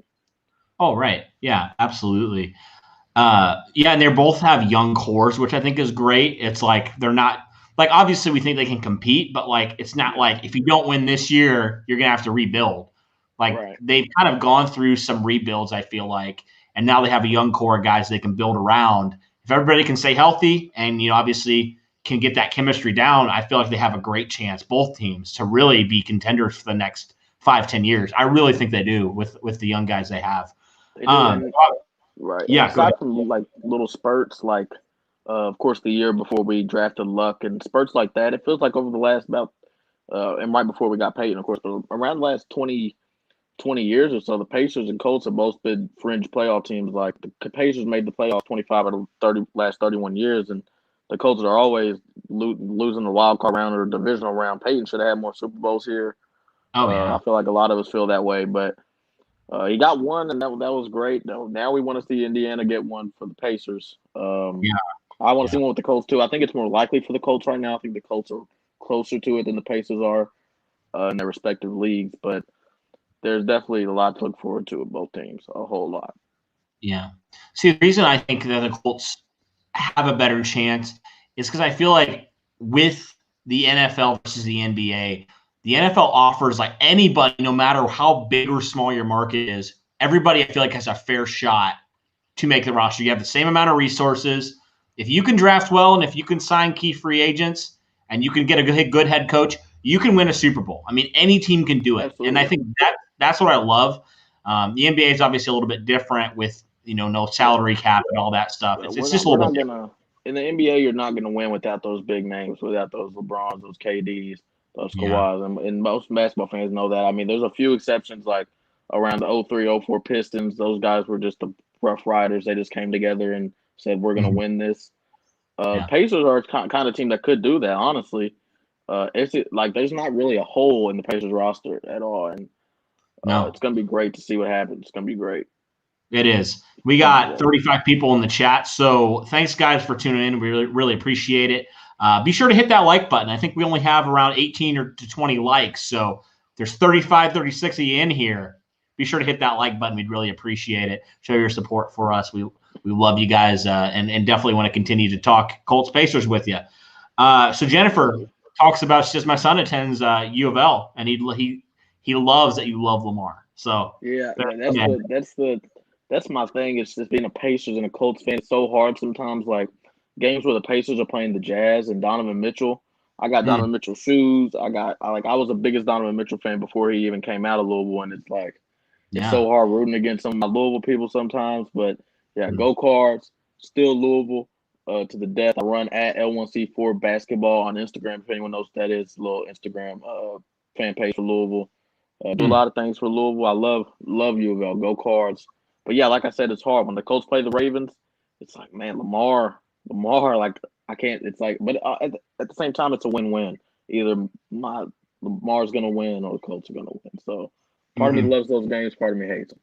Yeah, for sure. Michigan Wolverines talking about Isaiah Rogers thinks he can be kind of a Kenny Moore type player. I definitely think he has a chance to be. Obviously, Kenny Moore is kind of. He was undrafted. He was actually in the Patriots, if you remember. Before, I think he got cut on like the final roster cuts. Colts picked him up. He didn't see a bunch of the field in 2017, but then when some injuries happened later on in the year, Kenny Moore got a shot, and he was a starting corner in 2018. So anything can happen. I mean, really, anything can happen with any of these guys. So I would not count a guy like Isaiah Rogers out for sure. All right. You don't hear an echo, do you? Yeah, I do. I don't think it's me. It sounds like it's. Yeah. It's definitely mine. Hang on, I'm ready to have to grab some headphones. Oh, you're good. It's gone now. I don't hear it. Okay, cool. All right. Al talks about Isaiah Rogers as well. He says he thinks he'll make the 53. Agree. And he also adds the thing you're talking about. He says to raise a balloon waiting to pop. A water balloon is waiting to flood the AFC. That's what he is. Yes, sir. I certainly hope he can stay healthy because he has a great shot. I can still kind of hear that echo now again. So maybe headphones might be a good option. But I'll move on to the next one. I'm going to be right back. You just hold them off. You're good. Yeah. I'll keep talking. Justin, I think Stewart will break out big time due to Buckner's double teams. I agree, Justin. I think he definitely has a legitimate shot to break out this year. I thought he had a pretty good breakout year this last year. And I certainly think that he doesn't offer a ton in the pass rush department. I mean, he shouldn't. He's a one technique. But I think with more one-on-one opportunities, Grover Stewart's going to be a breakout player. It's crazy to me to think about that 2017 draft class and think about, okay, if you were to tell me like when the draft class first happened, who would get a second contract with the Colts? I think Grover Stewart would have probably been about the last guy I would have had as a guy I would have re-signed. I mean, he didn't see the field a ton his first couple of years with the Colts. Last year, obviously, with Margus Hunt getting cut, or not really getting cut, getting benched, and obviously getting cut this year, it opened the door for Grover Stewart. He was phenomenal. I felt like he played very, very well as that one technique, and he's going to hold it down. He might have a little bit of competition from Sheldon Day, but overall, I really like Grover Stewart's game. I'm a big Grover Stewart fan. So shout out to Grover Stewart. I think he's going to have a great season this year. All right. So I couldn't find my other headphones. I'm just going to wait for these to charge a little bit. But while you're talking, I'll just mute it. I'll just mute my mic while you're talking. But Grover Stewart's a big. He can play big piece in this defensive line. This defensive line is. I love it. Like I totally forgot about Autry until they brought him up. I mean, this defensive line seems pretty deep, and Stewart can be a big breakout player. Yeah, the thing they have also is just they have good players, but they have depth as well. So, say somebody gets injured, they have another guy that can step in and be very effective. Also, a lot of young guys like the Pacers. They have a lot of young core guys on that defensive line that have chances to break out. I really think they do. And love to see Taekwon Lewis do it, but even if he doesn't, they still got other guys that are going to step up and are going to really make an impact, I feel like, here in this season. Justin talks about Jordan Glasgow, the Michigan guy. He thinks he's going to be a key special teams player for the Colts this year. He was great, if you remember, at Michigan. Great special teams player, one of the best in college football. And I think just on that alone, he has a legitimate chance to make this final 53-man roster, along with Isaiah Rodgers, just because of what they can offer on special teams. That is something that we did not see with Quincy Wilson. A big reason why I feel like, amongst other things, Quincy Wilson is no longer a Colt. He did not play special teams. And when you're not a top 2 corner, you're not going to really see the field. You're going to probably be a healthy scratch. So I like what they both bring to this, to the defense and to the special teams unit. Yeah, Glasgow, I did remember when he got drafted, I was kind of like, why we get this guy? And then everybody's saying special teams. And I was like, that makes a lot of sense. And then started hearing stuff from Michigan fans about how much we're going to love him and the effort he plays with. So can't wait to see Glasgow on special teams. He will be a big part of the special teams unit along with Isaiah Rodgers, as we were saying. I feel like that's the main reason he drafted both of them, was because they can bring special teams flavor to the team. Yeah, absolutely. Interesting statement here by Al. He says he thinks Stewart's going to be cut, which I don't think so. But his argument is he thinks he can only play one position as opposed to Lewis playing the 3 technique and the edge. I mean, I get your argument, but Grover Stewart's going to probably be your starter, so I wouldn't cut him. Yeah, I get your argument, but the problem would be can Lewis play those well? Can he play those positions as well as Stewart can play? Stewart brings productivity, consistency. I mean, you know what you're going to get out of him. He's never it doesn't feel like he's ever really an on and off guy. He's always right there on that steady line of just going in, doing his job and doing it as well as he can. Taekwon, like I said, we haven't been hearing much about him. That's got to be for a reason. Of course, injuries might have something to do with it, but in the grand scheme of things, we'd be talking about him a lot more if he was what we expected him to be. Absolutely. Reese brings up this thing. I don't know if you saw today, Cam. T.Y. Hilton injured, but it's minor injury. The Colts placed him on the list for injuries or non-injury, whatever the list is that they have him now. Minor injury. He shouldn't miss much time. So, but it's not great to already hear T.Y. Hilton's name, especially after last year with that injury-riddled season for number 13. But for me, it's nothing that I'm really, really concerned about because obviously the season's still weeks and weeks away. T.Y., he's one of those guys I feel he's probably the main one. I feel very bad for him in regards to his situation. I mean, he's been with the Colts his whole career. I think he wants to end his career being a Colt, and I love that. Mm-hmm. But it's like playing your whole career, the injuries he plays with. He's a small guy. I remember one year, I forgot what year it was, he led the league in receiving yards. He's very underrated, vastly underrated. A lot of that, again, has to do with the Indianapolis being where he plays, I feel like. But T.Y., just whenever he had the team around him and he came out healthy and was ready to go, Andrew Luck said he's going to retire. It's like break after break after break. And I know he wants to be a Colt very badly, but I don't think he'll get the attention he feels he deserves here as a Colt, especially if he keeps getting injured the way he does, too. I mean, he's aging. Hopefully, I really want to see T.Y. win a championship with us, be part of a championship team. He's one of my favorite personalities on the team. He's one of those guys I remember just tearing up Louisville in college when he was in FIU, just tearing us up. Even though we beat them, he tore us up, and never knew he would end up being a Colt. When he did, I was very excited. That's one of Gregson's only good picks. Yeah, right. All right. Let's keep going. And T.Y. Hilton's been very durable throughout his career, and he's played injured. I mean, 2018 he played injured with he plays injured a lot. Entire ankle destroyed. He still was out there playing, so he's a warrior. Definitely hope for a very healthy season for T.Y. coming up here. We got a lot of comments, so we're going to kind of rush through some of these a little bit, kind of touch on them. Toure, highest pass rusher last year before that injury, so we certainly have talked about Toure. Talking about Grover Stewart, we don't think he can be cut.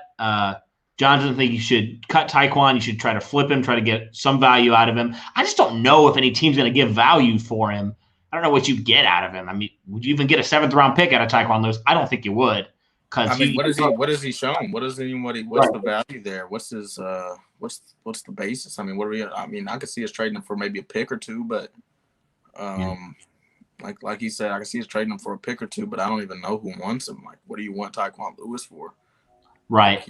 I would rather just wait till he's cut and then pick him up if I really believe in him. I wouldn't trade anything for him. Right.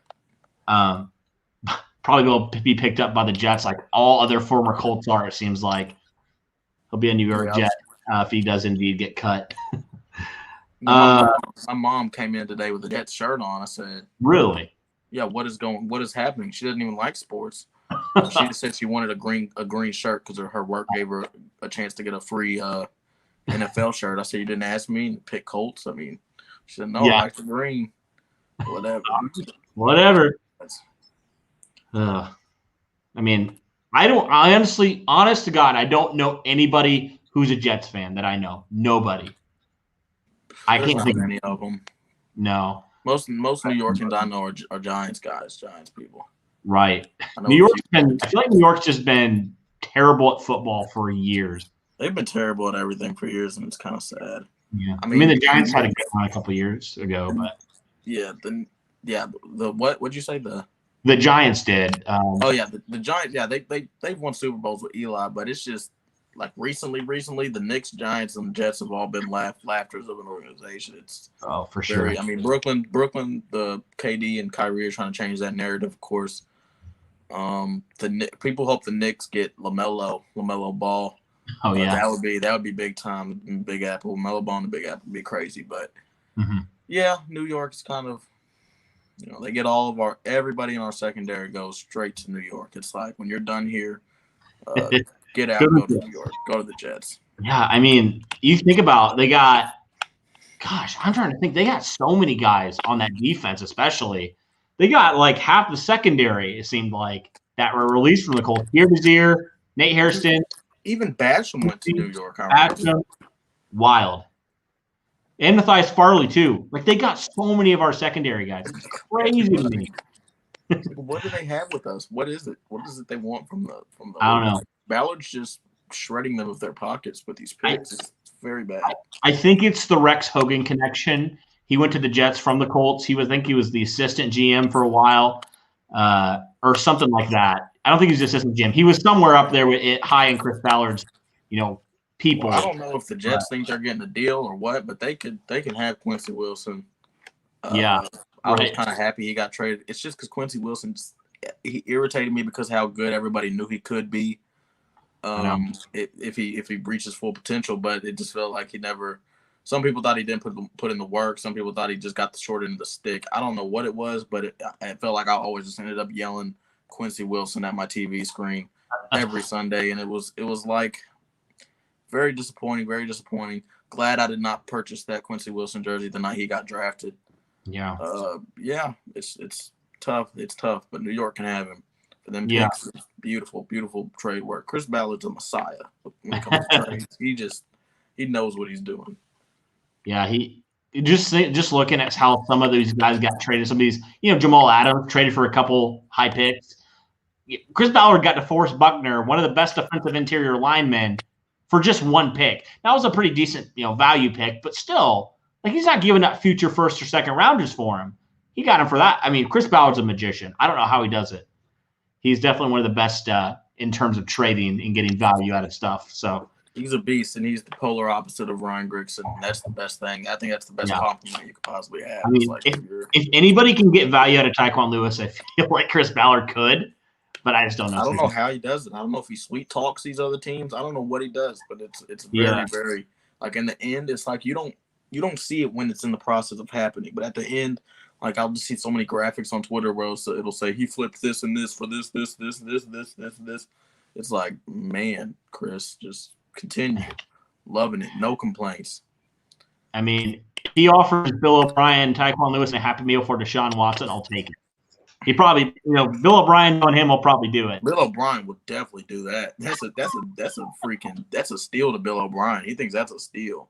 Oh man, I got him good. Y'all can have Deshaun. Give us that. Yeah. Michigan adds about T.Y. Hilton. He says it was a hamstring injury. I think he injured it when he was working out. So just a little note there. Justin talks about Ture. He thinks he's going to get 7+ sacks this year. I definitely think that's achievable for Kamoko Ture. I have him between 7 and 9 sacks. That's kind of where my number is. So if 7. If he stays healthy the whole year, I'm gonna go on hot take. I'd say 10 to 15 sacks with Ture. Really? Okay. I think he can really flourish. I think Ture can flourish if he stays healthy. Which is it's saying that it's going to take a lot for Ture to stay healthy from what I've seen. But if he can stay healthy and if the Colts medical staff can figure out some magical way to fix all their injuries that block us from winning sometimes, love to see it. We'd love to see it. Absolutely. And Tevin talks about Ture. He says, I was actually more excited about Ture before that injury. If he can return, he's going to be legendary. Thanks to the overall improvements to the team. I think he definitely has a shot to improve even from last year and be more effective as a pass rusher. He's been working with Robert Mathis, obviously is a sack strip legend, all-time leader, all-time Colts sack leader. So if you're working with anybody, that's the guy to work with. See something in him. Mathis sees something in Ture for sure. For sure, and it's exciting. Reese kind of agrees with you. He thinks he's going to easily get 10 sacks if he can play all 16 games this next year. Al adds that he's the same size as Von Miller, and Von Miller, obviously one of the best pass rushers in the league of all time. I'd argue he's a very, very good pass rusher. Von Miller gave my boy Peyton a Super Bowl, as far as I'm concerned. Right, exactly. Yeah, for sure. So he's talking about Michigan's talking about Ben Banigou, a guy we have not mentioned yet. I like him. Our D-line just going to be crazy. I forgot about Banigou, too. It's just like I keep forgetting these names. It's like now it's Autry. It's like, man. Yeah. Banigou has a lot of room to improve, but he's another one where it's like we haven't seen much out of him, but there's something there. If Ballard sees it, there's something there. Yeah, I feel like he offers more as an overall well-rounded player than Ture, because Ture is obviously just a pass rush specialist, but Banigou's a lot better against the run. So I think he's kind of my dark horse candidate for the other defensive end position alongside Houston, because he offers more, like I said, with against the run like Sheard did, but he also has a lot more upside in the pass rush department. We saw that in a couple of games last year. Obviously, that Denver game, he got Joe Flacco and won the game ultimately in that last play of the game, sack strip. So he's shown flashes, and I think Banigou is definitely a dark horse. This is kind of a plug for me. So our last video, Andrew and we talked about looking at some position battles for the Colts in training camp. So if you haven't yet, be sure to check out that video. We definitely had a lot of fun looking at that. Give us your thoughts on who you think could potentially be some winners of those different position group battles. And if there are any other battles you're looking forward to watching in training camp, be sure to check that out. I'll ask you this one, Cam. He asked about Blackman. So Julian Blackman, taken this year by the Colts. He obviously got injured last year. Very talented safety. I think people were rejecting second-round pick for Julian Blackman before that injury. Colts get him at a steal in the third round. What do you think about him eventually potentially taking Malik Hooker's spot when he's healthy? I think it will happen. Straight up, I think I love Hooker's game, and I've been loving Hooker's game since he came out of Ohio State. But it doesn't look like he's going to be able to be what we really, really want at that safety spot. And he will be of trade value. If we were to move him, he would be of trade value, and he would be of a good amount. There's a lot of teams I feel like would take the bait on Malik and his talent, his range as a safety. But Blackman, very talented, very, very talented. If he can stay healthy, which I don't know if he can with his play style and previous injuries, of course, but if he can stay healthy, Blackman, I feel like can be a Pro Bowl caliber safety. Blackman is very, very, very talented. I love his game. Yeah, he's a fearless guy. Like, I've heard a lot of things. A lot of people have been comparing him. I know it's a very lofty comparison, but people comparing him to like Bob Sanders, the way he played. I've heard Ed Reed. I've heard Ed Reed about Blackman. Ed Reed, yeah. Mm-hmm. Yeah. I mean, the thing is, will Julian Blackman healthy? First off, that's my question. I mean, they're projecting maybe late October. So I don't know. Like Malik Hooker's last year, the contract's up. would you even be able to get any value? Would you want to – Hooker's still a pretty solid player. Right. Would you want to trade him away and kind of gamble on a guy like Julian Blackman, who's coming off that ACL injury? As a rookie, he still has to get acclimated. I'd probably be more inclined to just keep Hooker this year, let it play out, and if Hooker balls, maybe you pay him. If not, you let him walk, and you roll with Julian Blackman. Maybe you invest in another safety next year. Whatever you do there, I'm definitely down for Julian Blackman in the future being the Colts free safety. I could definitely see them just playing Hooker throughout the rest of the year, but I do think there's going to be a point in time where they're going to say this, because Blackman, I'm not going to say it's going to be to this extent, but the hype I've heard around his name on the lower interwebs of Colts media and such reminded me a lot of when Darius Leonard was coming up. While it was a little bit different because some players in the organization had already seen Leonard in training camp and stuff and said, this kid's it, like he's going to be the one. Blackman, it feels like there's a knowing thing. It feels like even when you hear Ballard talk about Blackman, there's something special about him that we're going to see whenever he does come out and play. And if that is the case, Hooker, I love you, dog, but he's going to have to go. And then that draft class would even become more and more forgettable. That draft class will become more forgettable if Hooker's not a Colt anymore. But yes, I do think Blackman will take Hooker's spot. I hope he does, if he is what we think he is. Of course, we don't know. It's a big difference playing with grown men and playing with college students, but I love Blackman's game. Blackman seems like he has some potential to be a stud. Yeah, I agree. Little plug here, guys. So if you're still watching, if you've been following us along, you haven't hit the like button yet, be sure to do that. We're at 24 likes. There's 32 of you in here, so obviously a few of you haven't hit the like button yet. We'd really appreciate it if you did. We're going to continue to answer your questions. We got a lot of them, but we're going to get through all of them. All right.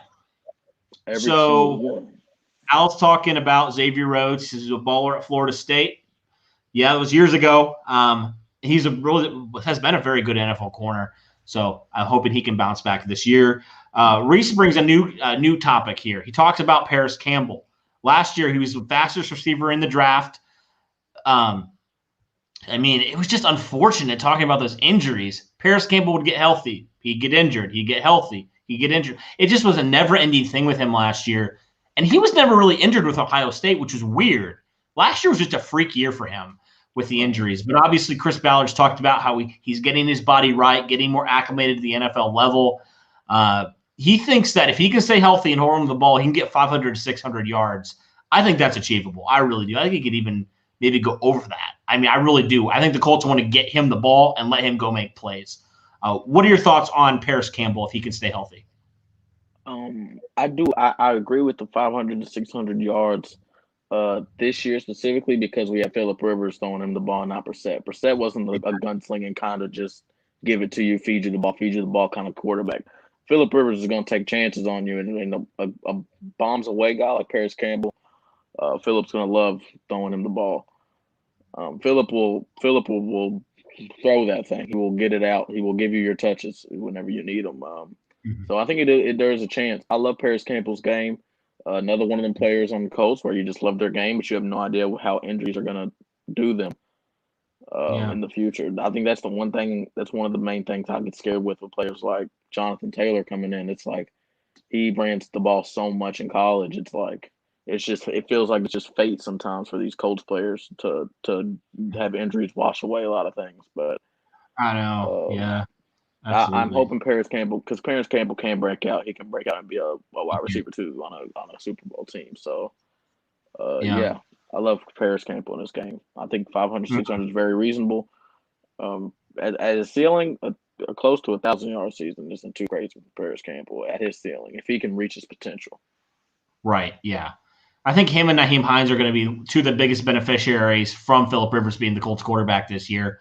Because last year, Austin Eckler, he had almost 100 catches with the Chargers.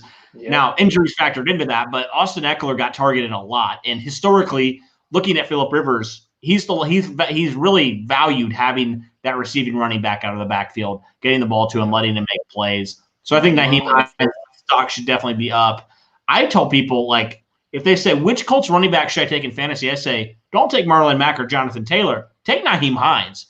if you're in a PPR league, man, he's going to rip it up this year. I really believe he's going to. And definitely Paris Campbell's a sleeper too for me. Absolutely. All right. Michigan Wolverines talking about Julian Blackman, late first, early second talent before his injury. Agree there. Yep. And talking about Blackman again, he says he plays 100% effort. Hooker sometimes doesn't, he says. So he thinks he's going to take that free safety spot as well. Justin talking about the defensive end position. Ben Banogu, Al-Qadim Muhammad should battle it out for sure. First and second down. Muhammad's another guy we don't talk about enough. But he's a solid player. Forget about all these guys. They're all really solid. Our D-line, it's like the more I hear these people ask me these questions, it's like, man, dangerous. I've totally forgot about Muhammad now. I mean, Banogu we didn't talk about.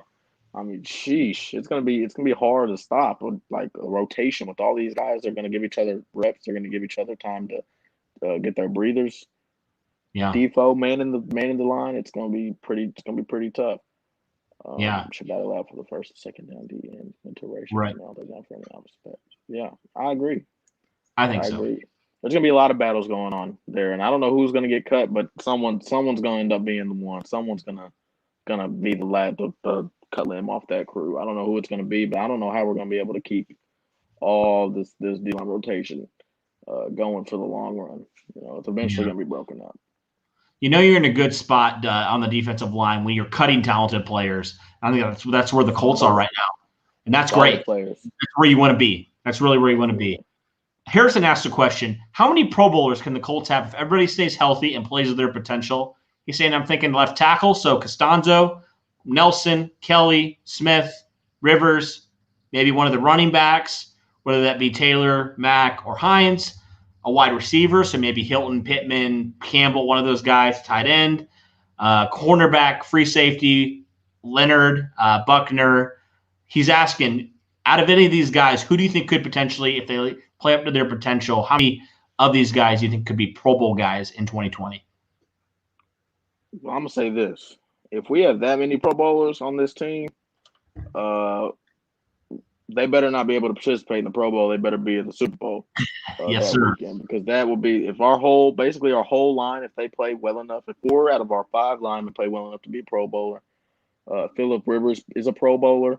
If Marlon Mack or Jonathan Taylor is a Pro Bowler too, plus a wideout, this will be very tough to see all that. If all those guys are Pro Bowlers, this team is going to be absolutely insane. But I think Nelson's there's your Shercuts, there's your Nelsons, Leonard better, of course. Right. Guys like Jack Doyle possibly. He's not a sure cut ever, but guys like Jack Doyle can be possibly that they've been Pro Bowlers before. Braden Smith, he could. Who knows? I don't really. Other than the left side of that line, Costanzo and Nelson. When I'm watching film, I don't watch a lot of the right side. If I'm completely honest, I don't know if it's just a Colts thing. I don't know if it's just because we're running behind the Nelson a lot, but I don't see a lot of Smith. Ryan Kelly, yes. Nelson, yes. Costanzo, yes. Braden Smith's the only one on the line I don't really know about. But if he is a Pro Bowler too, then that means our whole line has to be very dominant and we have to be very good. And as a result of that, Phillip Rivers will be a Pro Bowler, as he said. Absolutely.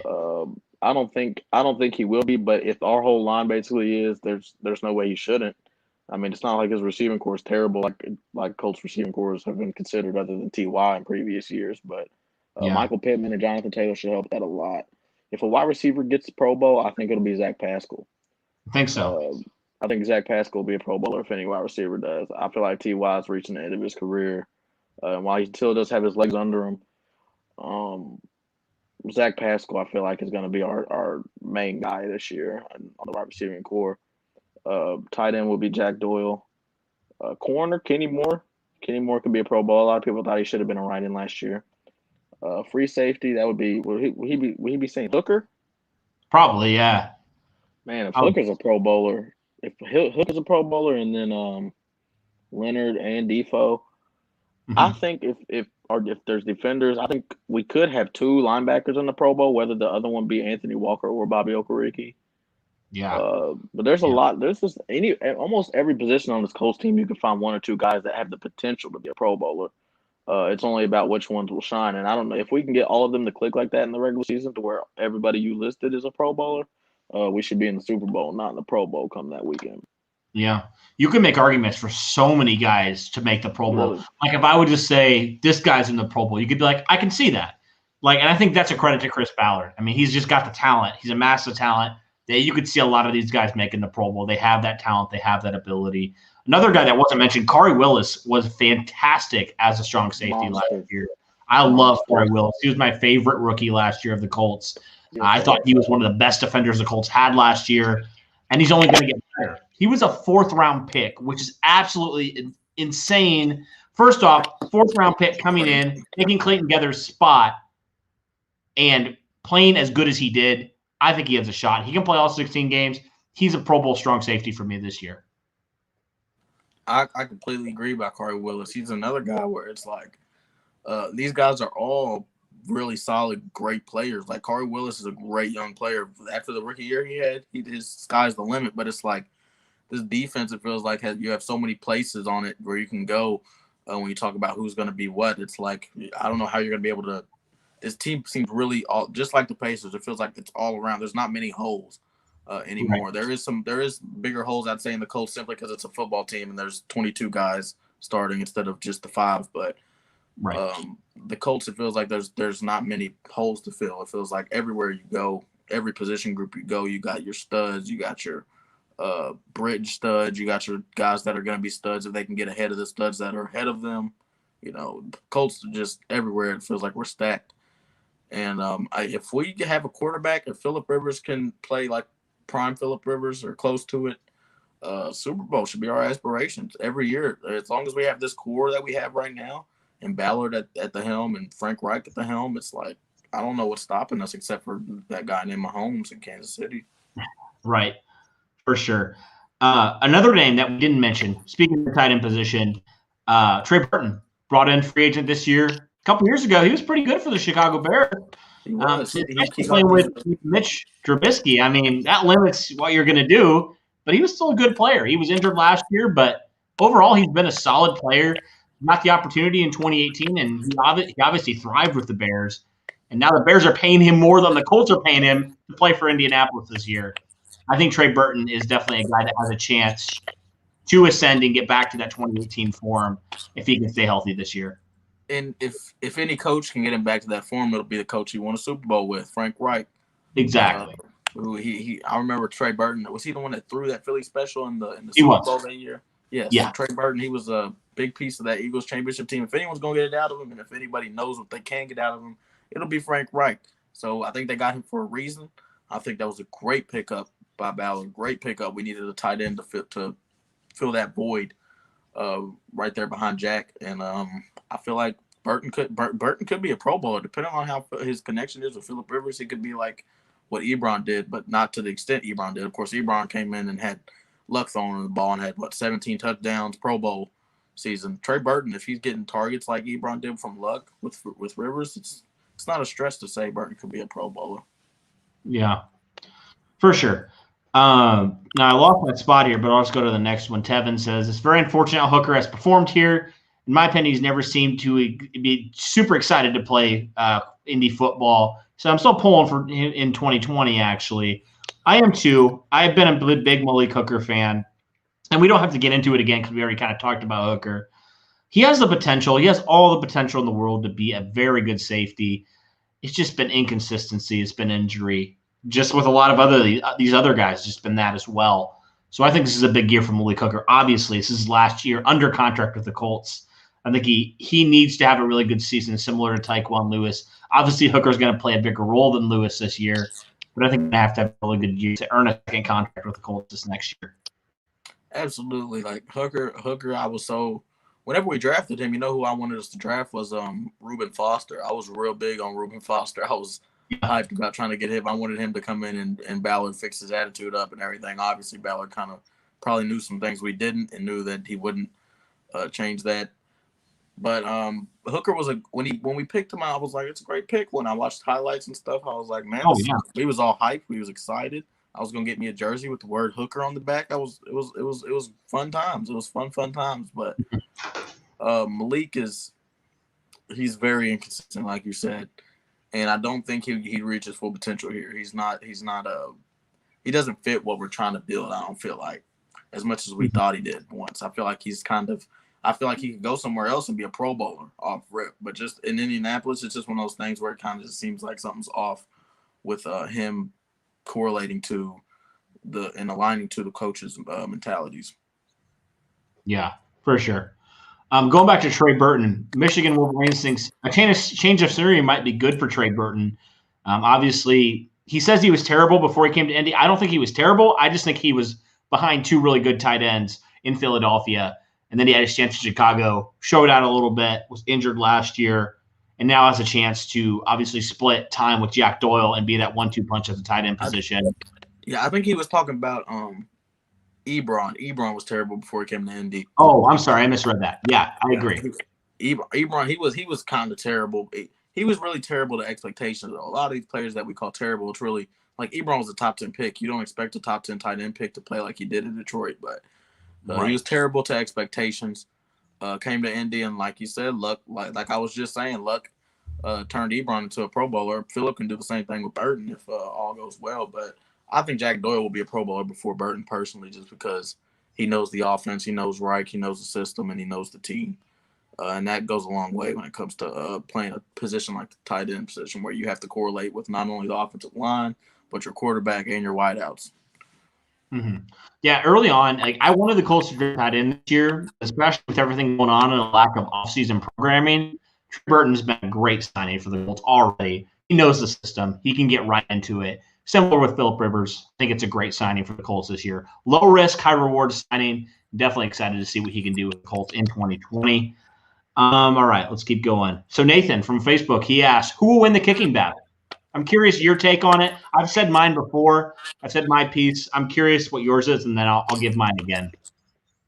Now, while I'm a huge fan of Pat McAfee and the Pat McAfee show. I love my kickers. I love my punters. I don't know too much about the kickers and punters situation. I'm that football fan that blindly doesn't really look at the kickers and punters really when I talk football, and that's just a natural thing. It's nothing I have against them. I think they are football players. Punters are people too, you know. But Blankenship out of Georgia, I know that guy's a big name, and I know that's for a reason. I know he's kind of like a celebrity in some parts of Atlanta. People love that kid. I don't think Ballard will pick up a kicker for no reason. I think he knows that he's going to come in and compete. And if he is going to come in and compete, I'd love to see him. What's the dude's name we have kicking right now? Chase? Yeah, Chase McLaughlin. He came in last year when Vinny was struggling, played very well. He's my candidate for the kicking position because, first off, he's been with the Colts. We know what he can offer at the next level. You know, you mentioned about, like, transitioning from the college level to the NFL level. We talk about it for other players, but how about for kickers? I mean, and punters, it's different. It really is. I mean, the extra points from college football to the NFL, they're different. The extra points are longer in the NFL. So for me, I think with the lack of offseason programming, it impacts the rookies negatively. And I think Chase McLaughlin, you know what you got in him. I think obviously Hot Rod has a bigger leg, but Chase has a pretty decent sized leg too. He was making 50-plus yarders. He was consistent. He made all his extra points. He missed one field goal. It was an over 50-yard field goal. So I'm good with rolling with Chase McLaughlin. He's young. He's under contract. I think you know what you got with him, and I would roll with him moving forward. And that'll probably be what they do, honestly, if he did play that well during the season. And Blankenship, I just know everybody was really hyped whenever we picked him up. So I was like, hey, new kicker. I've been hearing when it comes to kickers and Colts, of course, everybody's talking about Vinatieri. Anybody that, you know, right? Is Vinatieri going to play? Is Vinatieri not going to play? They don't really like the untrained football fan wouldn't really consider the kicker or the punter as part of the team or part of the roster in their eyes, which is obviously very negligent and ignorant. But you know, it's a part of the team that should be talked about more, and it is a part of the team that, like this time, will have a position battle every once in a while, and people are going to have their different opinions. I've seen more players, it feels like, more teams stick with their kicker, stick with players than go with the new guy that was an undrafted free agent, especially if he had a year like McLaughlin did. So, and plus, Terry's probably been teaching McLaughlin and all that stuff. You know, it's probably much deeper than just Blankenship has a big lead, like you said. Yeah, for sure. More of a public figure than a starting player kind of guy. Right. Yeah, I get that. Speaking of Vinatieri, I just want to kind of plug this real fast. So we're going to come out with a video. It's pretty obvious the Colts are going to move on from Adam Vinatieri at this point.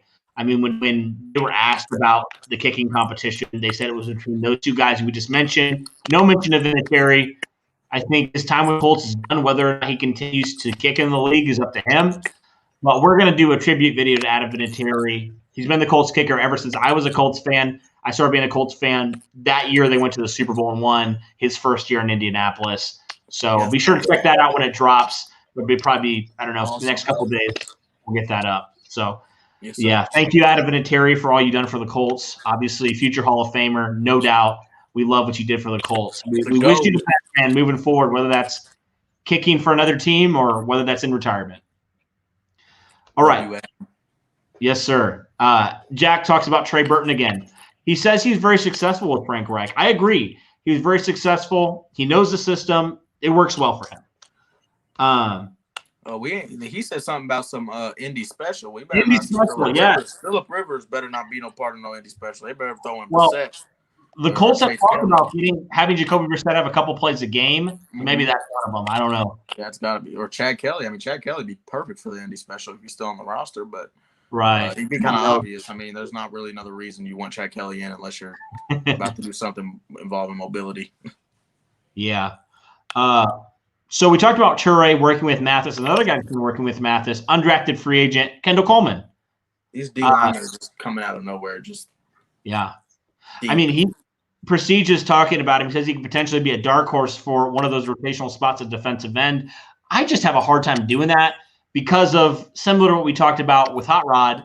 It's going to be hard for a lot of the undrafted free agents. It's already hard enough coming into the league, not really having a lot of offseason, not even having any preseason. It's going to be hard for them to make an impact and have the team decide, because you think about it, you have a guy like Danico Autry, you have a guy like Taekwon Lewis, you know a little bit more about what they offer for you. Right. Or, even Al-Qadim Muhammad. Do you take a risk on Kendall Coleman? I mean, I personally wouldn't. I probably wouldn't. And I feel like whereas when Mathis works with the guys like Teray, I think he really sees something in Teray really strongly. I think it's like Kendall Coleman. I'm not saying I don't feel like Mathis sees something in him, but Kendall Coleman went to Syracuse, and Mathis said he's a big Syracuse guy. He's not a huge Syracuse fan, but I've heard him talk about Syracuse before.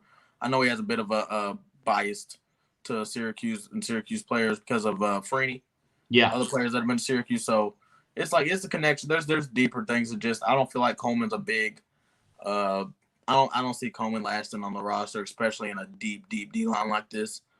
But hey, if we can, I mean, there's a lot of players on the team right now where I'm saying like even undrafted free agents. Because if Ballard's signing you, I'm automatically right now where I'm at. If Ballard is taking a chance on you, I'm taking a chance on you.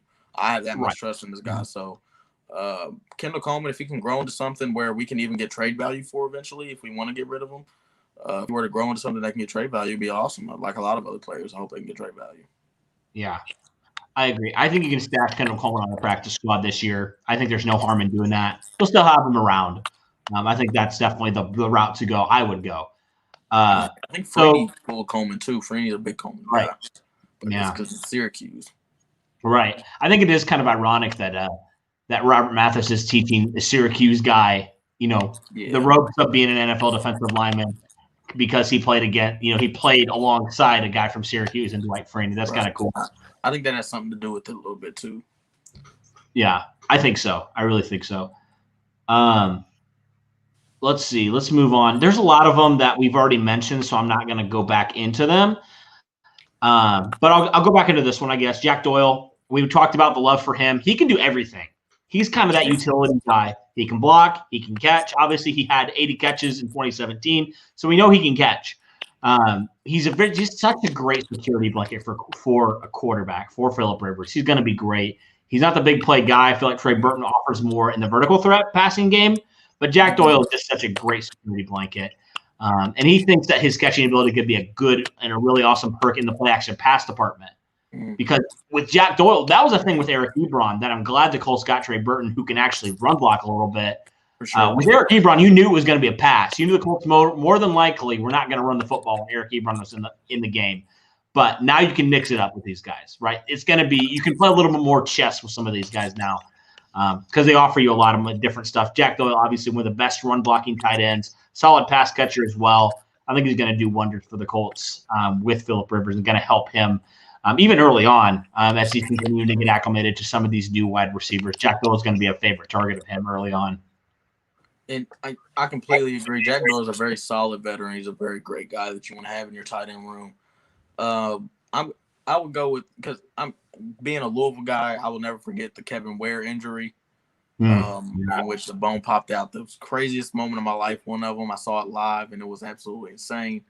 So when I think of players, a lot of times I think back to injuries and I just want to say I'm glad that Jack Doyle is still alive after that hit that Vontaze Burfict gave him. That was absolutely – I will never forget that hit. I got very scared for Jack, but Burfict should be out of the league in my opinion. But I agree. Jack is a great security blanket. Like you said, he's a very smart football player. He has a great IQ. And he seems like a cool guy for the locker room, guy you drink a beer with, you know what I'm talking about. So right. Doyle's a good guy. I like him as the starting tight end. And again, I think he will be a Pro Bowler before Burton. Yeah, for sure. Justin talking about kickers, going back to that. I brought this up because you look at some of those hyped up college kickers, they don't work out sometimes, like some of those high profile guys. I think Robert Aguayo is the biggest name that you think of. He was drafted in the second round by the Bucs years ago, and obviously he could not kick in the league at all. So I remember that. He was pretty terrible. Yeah, he was bad. I don't know how he got drafted in the second round. I wouldn't draft the kicking equivalent to what's his name, Nate Peterson. It seemed like every time I saw this dude Aguayo kick, he was butching it. Just like every time I saw Peterson play a game. I don't know how he keeps getting signed. It completely baffles me. Peterson is a terrible, terrible quarterback. Oh, I forgot about him. Yeah. Oh, yeah. All right. Question about TJ Carey. He said he thinks he's a great backup for Kenny in the slot. I agree with that. We've talked about this before on the podcast. When Kenny Moore went down a few games last year, nobody stepped up in that slot corner. And it showed. Like, the Colts got burned in the slot a lot when Kenny Moore wasn't in the game. We've already talked about Isaiah Rodgers playing in the slot, but TJ Carey is another guy that right away can help you in the slot. He can play some outside corner. He can do a lot of different things for you. I like this TJ Carey signing. I think it's a very underrated signing. He's a veteran in the league. He's been to different places. I think he was most recently with Cleveland. He started some games in the league, so he gives you some experience at that young corner group. And he also is a versatile backup for you. I like TJ Carey a lot, just for what he's going to offer for you as a veteran presence and a backup guy.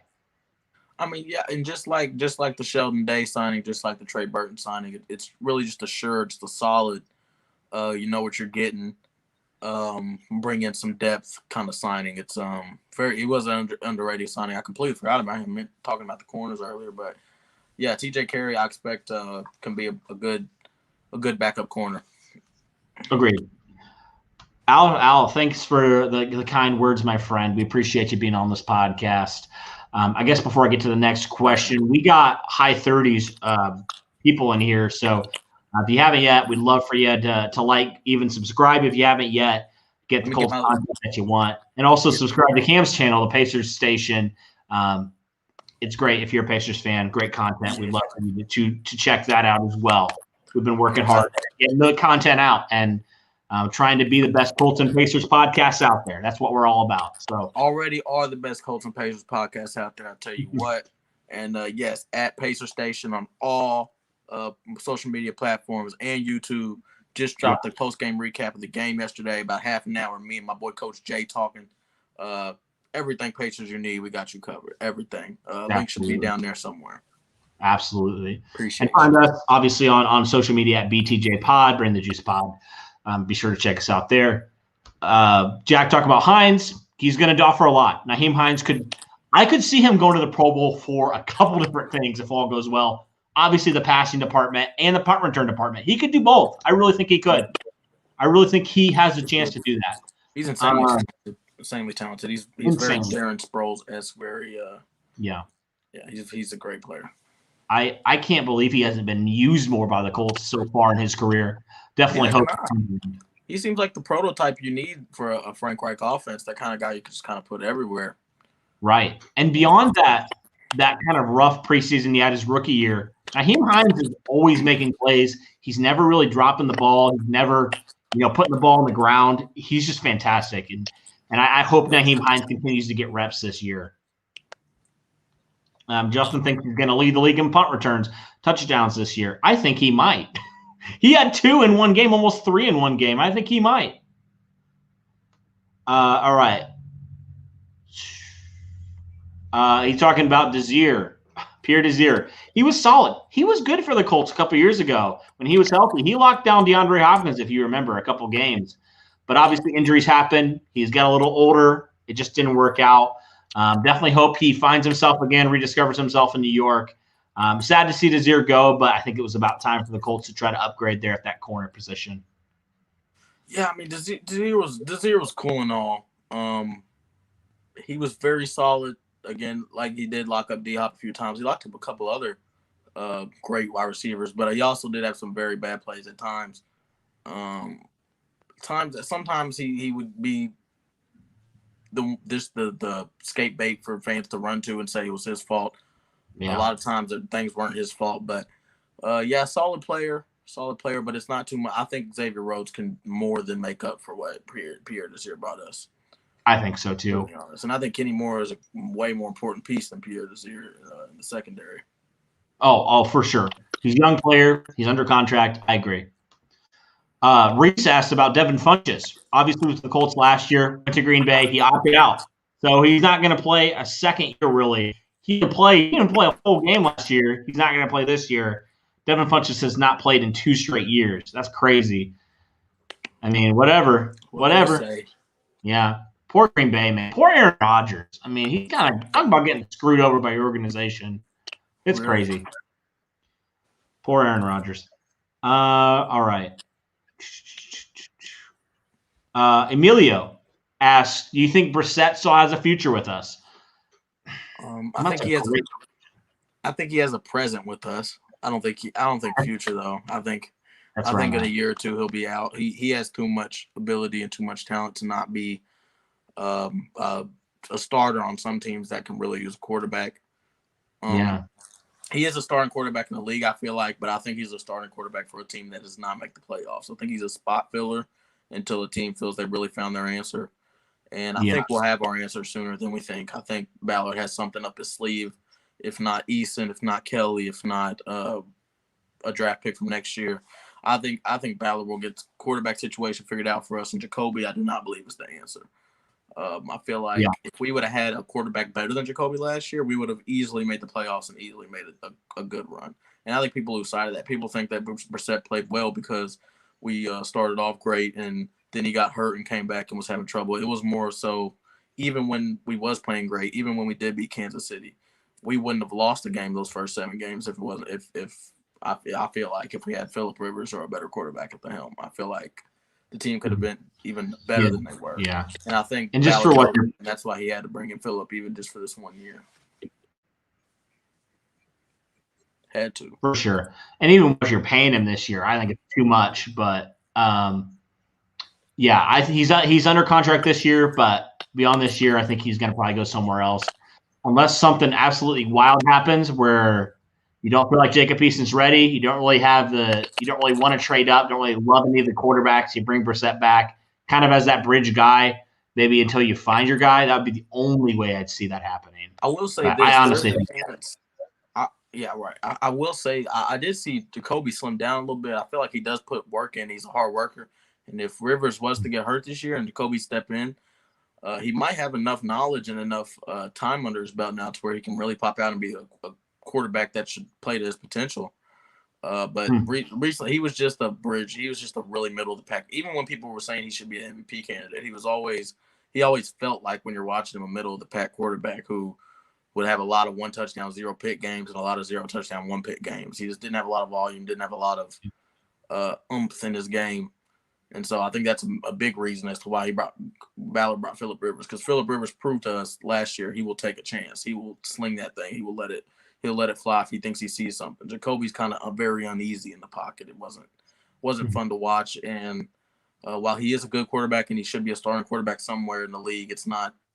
If Cam Newton can't, if it took Cam Newton that long to get a contract, it's not out a stretch of the imagination to say Jacoby should just be a backup somewhere else. But we can't pay him all that to be a backup. All right, for sure. All right, next question here. Justin talks about LaRaven Clark. He doesn't like LaRaven Clark. Colts re-signed him this year. He thinks he's worse than Zach Banner. What are your thoughts on LaRaven Clark? I mean, he's not he's mediocre, but I wouldn't say he's Zach Banner. Zach Banner is almost the floor for me because I had really big hopes about it. I thought Zach Banner was going to be one of the answers on our line for the future, and it just seems like he couldn't help himself. He couldn't, you know what I'm saying?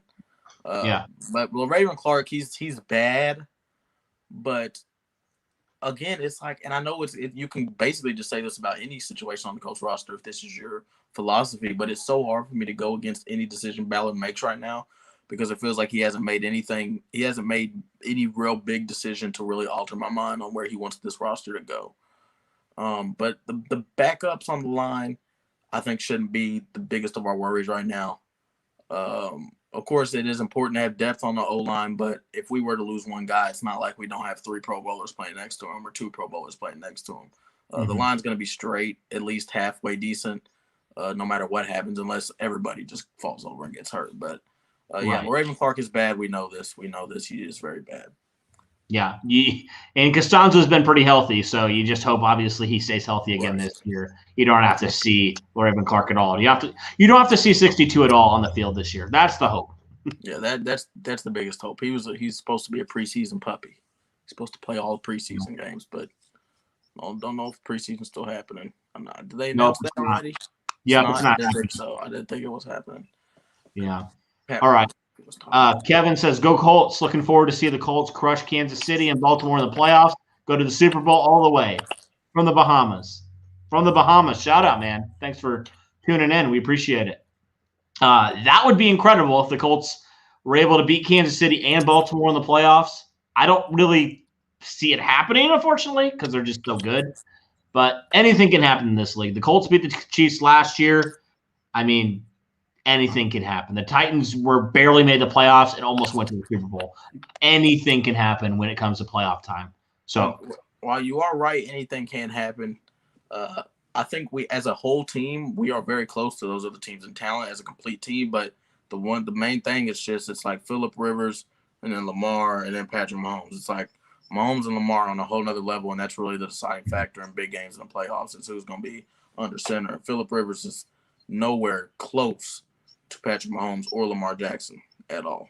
And I think that'll be the one place where other teams have an advantage over us automatically, teams like Kansas City and Baltimore. Not every team now. If Phillip comes out and plays like good Phillip, he can be better than a lot of quarterbacks in the league, but not Lamar, not Patrick. Those guys will win games for you. Yeah. I would say, like, roster position compared to roster position, the Colts are probably getting close, if not even, with some of these teams. I would argue they have a better overall team than Kansas City, but Kansas City has the best quarterback in the league, and they have Frank Clark, and they have Tyreek Hill. So they have some good, really good players, top players at some premium positions, and that's the reason why they're so successful. Right. All right, let's keep going here. There's a lot of questions. Sorry if we missed some of yours. I appreciate everybody sending all the questions. It's just crazy trying to keep up with all of them. Justin says, Roosevelt Nix is the second best fullback in the league. He's only behind Kyle Juszczyk, or if I probably butchered his last name, but he plays for the 49ers. Jews, yeah. I don't remember how they said it, but what do you think about Roosevelt Nix? Another signing that we don't talk about. Roosevelt Nix is a beast. He is another signing we don't talk about. It's because normally we don't really think about the fullback position, at least in recent years. Like, we've never really had a real solid fullback. We've always just thrown a tight end over there and play him a fullback. We had what's his name? I forgot dude's name, but we had him playing fullback for a minute whenever we had formations that needed a fullback. But Juszczyk is the main fullback in the league that I say I'm fully aware of his game. I've seen Nick's highlights, and I know he's a monster. I know he was a beast in Pittsburgh. But the fullback position is another one of the positions. It's like until you dive real deep into a team and their roster, you don't really know much about it. But I do know Nick's a monster, and I do know that he will help a lot. even add to what we already have in the run game, which is pretty beastly already. Mm-hmm. He's one of those things that the Colts have doubled and tripled down on this year, wanting to get that running attack up to par. Because Frank Reich even talked about it. We were in part of like a press conference with Frank Reich, or Derek was, I should say, this last week. I saw that. And Frank Reich said, we had some games where we ran for 200 yards. That's great. We also had some games where we were very stifled in the running game. And they obviously, they were playing with some of the top run defenses. Like, you think Tampa Bay, like they were bad at running the football against Tampa Bay.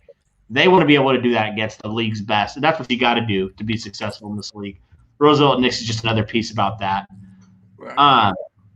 Jennifer, she says, I'm happy to see the rookies this year and Michael Pittman in the passing game and Jonathan Taylor in the run game. He says, Jonathan Taylor looks like a linebacker. He does. He's built, man. He's a monster. He's a man. And let me tell you, other than the only I think Jonathan Taylor is easily the best running back in this draft to me. Edwards-Helaire was pretty decent and stuff. The only running back I would even put up there close to JT was a sleeper in my eyes. A.J. Dillon out of Boston College. A.J. Dillon is an absolute beast, and I would have loved to see us draft him. But Jonathan Taylor, I feel like we got the best running back in the draft at a great position in the draft too. Ballard knows why he needed to trade up to get him. Right. Michael Porter Jr. is a monster too. I would have been fine with him, or I would have been fine if we would have got T. Higgins, but Bengals got him, of course. I would have been fine with almost any receiver that we had at that point. But after hearing why he wanted Michael over the others, it really does make sense, and he just fits the Colts mold. He really does fit the Colts mold. Jonathan Taylor could be a star for years to come, a huge star if he were to hit his full potential, because that kid is a beast. He would be a Nick Chubb kind of workhorse, just a guy that can go out there and get his on any given night. But I don't know. Running backs don't really last too long in the league. I would hope, especially with all the runs he had in college. He played 4 years, just getting the ball so many times, so many touches, he carried the ball so many times. I just hope it doesn't catch up to him in the league. And Indianapolis eventually have to move on from him 5-6 years down the road, because running backs come in and go. We got to take advantage of him while we have him, and with this great line like Nelson and them. Yeah, which is why I like the approach the Colts are doing with the running back by committee. Fantasy football people won't like it, but I like it from keeping both these guys healthy. Mac obviously has had some durability issues at times. Taylor hasn't, but he has a lot of carries. So if you kind of keep both these guys fresh, I think it's going to do well, serve them well for their longevity in the league. I hope the Colts re-sign Mac just for that, or even if they keep Wilkins and they split carries there, whatever they do, I just think that that's the best approach for running backs, because we know how hard that position is to play, and how you think even 3-4 years ago, the top running back, some of the top running backs, they're not even in the league anymore. Like, they're not even relevant anymore. It's crazy. Yeah, like you think DeMarco Murray, even David Johnson. Like, I know some people are high on him, but and Bill O'Brien obviously is high on him. O'Brien's high on him. But we don't think he's a top 10 running back anymore. It's just wild how that happens. If the Colts win the division for years to come, we have a lot. We owe a lot to Bill O'Brien and what he's done for us. I mean, he's just ruining that franchise, and I feel so bad for them, because they're one of those teams I look over and I say they could have it all right now, and it reminds me a lot of when we had Luck. It's like Bill O'Brien's their Ryan Grigson. He's just ruining everything for them. Like, why are you doing this, dude? Why? And it sucks for them, but it rules for us, and I hate them. So I'm glad Bill O'Brien's over there with them and not with us, because I would be on edge of jumping off a cliff if Bill O'Brien was here ruining what we have going on. But man, they got to give him a John Gruden-like contract. Keep him for a next decade. Please do that. Amen. From Colts fans, please keep Bill O'Brien around. All right. Coach and GM, it's crazy. Yeah, he cannot. He's a decent coach, but GM, no, not at all. They have this Sean Watson. It's so sad. It's like it's the exact same thing as the Andrew Luck situation. It's like just take away everything he has. Yeah. And Deshaun's a warrior, just like Andrew was. He's gonna fight. Yeah, he's gonna keep him relevant. That's for sure. All right. Justin talks about Marcus Hunt. He said he liked Marcus Hunt last. He's liked Marcus Hunt a lot. He was a big guy. He was like 6'7". He just couldn't produce, unfortunately. It was crazy, kind of the drop off from Marcus Hunt from 2018, he kind of came on the scene in 2018. 2019 does nothing. Doesn't even have a sack that year. And I think part of it has to do with he was already hitting his 30s. It's like when you hit your prime that late in your career, it's probably going to be a short-lived one. Right. And Marcus came in, had that great year, largely due to his size. His size does help him a lot, and I think that's what we're going to be. That's why Defoe makes up for a lot of things that we've lost in recent years, because Defoe just brings in a dude, just a hog, just like a big guy. And Marcus Hunt, not really going to miss him just because we have Defoe, but Marcus Hunt was a great player and a great guy off the field. So, we'll miss him, but unfortunately he couldn't produce like he said. Yep. So that's the league. Yeah, you move on from those guys who don't produce. All right, next question. Justin talks about Robert Windsor, another defensive lineman we haven't talked about. He played both positions in the interior. He played one technique. He lost some weight. He ended up playing three technique. That's the kid from Penn State, right? Yeah, Penn State. I think he was a 6th-round pick as well.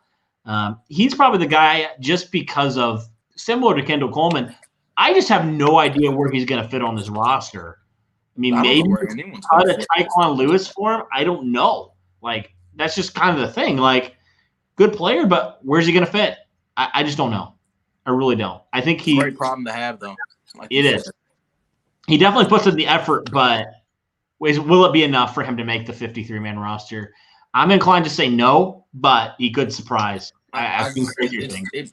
It makes me happy that the question on the Colts regarding the D-line has turned from are we going to be able to produce to who's going to be able to produce, who's going to be the ones producing, because this D-line has depth. They're going to find – there's no way out of this collection of D-linemen we have right now we can't find a 4 that can really, really get pressure and really wreak havoc on offensive lines. There's no way, whether it be have Teray and Banogu in it, whether it have just Houston and Banogu, Houston and Teray. Grover Stewart, like everyone we've been naming, QD Muhammad, it's crazy. It's crazy the depth we got, and Defoe just tops it all off, makes it all look even better. Mm-hmm. Boiler Honky Dude talks about Danny Pinter. He says, didn't I see him wearing number 63? Just sat at his old number. He says, I think he could be another low draft gem, at least to be better sporting that number. I like Danny Pinter. I really like Danny Pinter a lot. Chris Ballard loves Danny Pinter.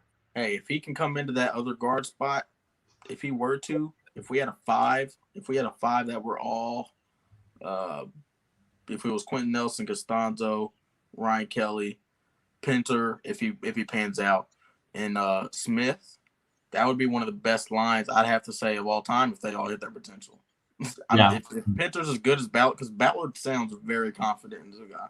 He sounds like he knew he wanted this guy all along. And Ballard obviously knows his offensive lineman. It's not a question. So I think he can be a low draft gem too. Hopefully, I hope they put him at guard.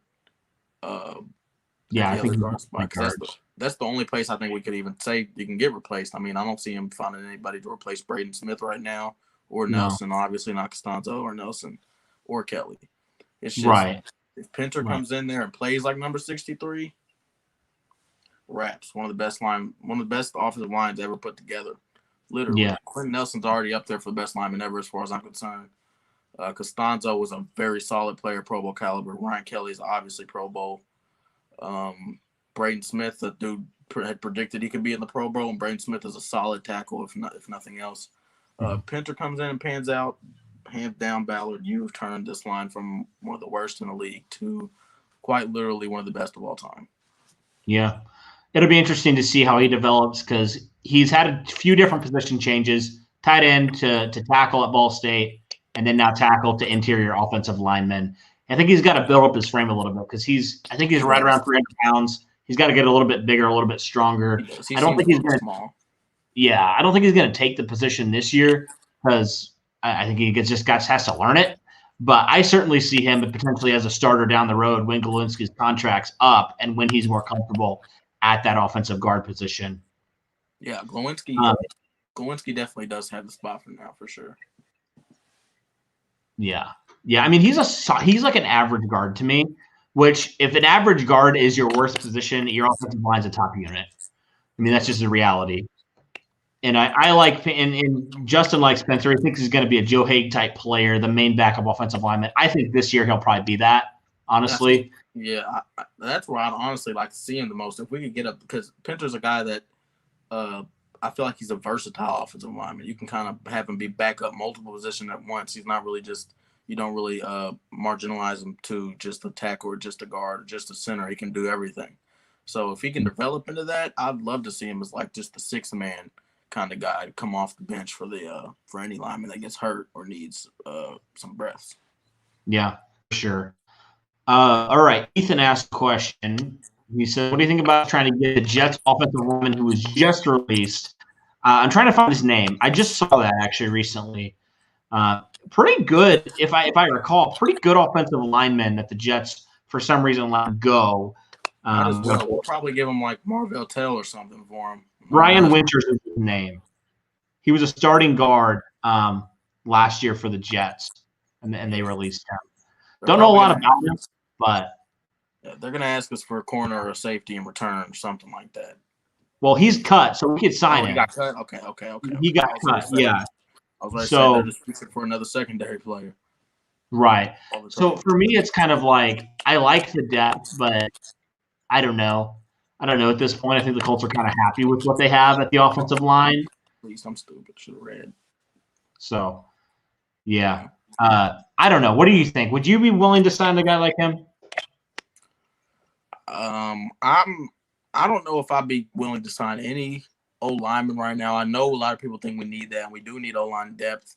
But I think Ballard knows what he's doing in regards to it. I think he re-signed LeRaven Clark for a reason, although he does suck.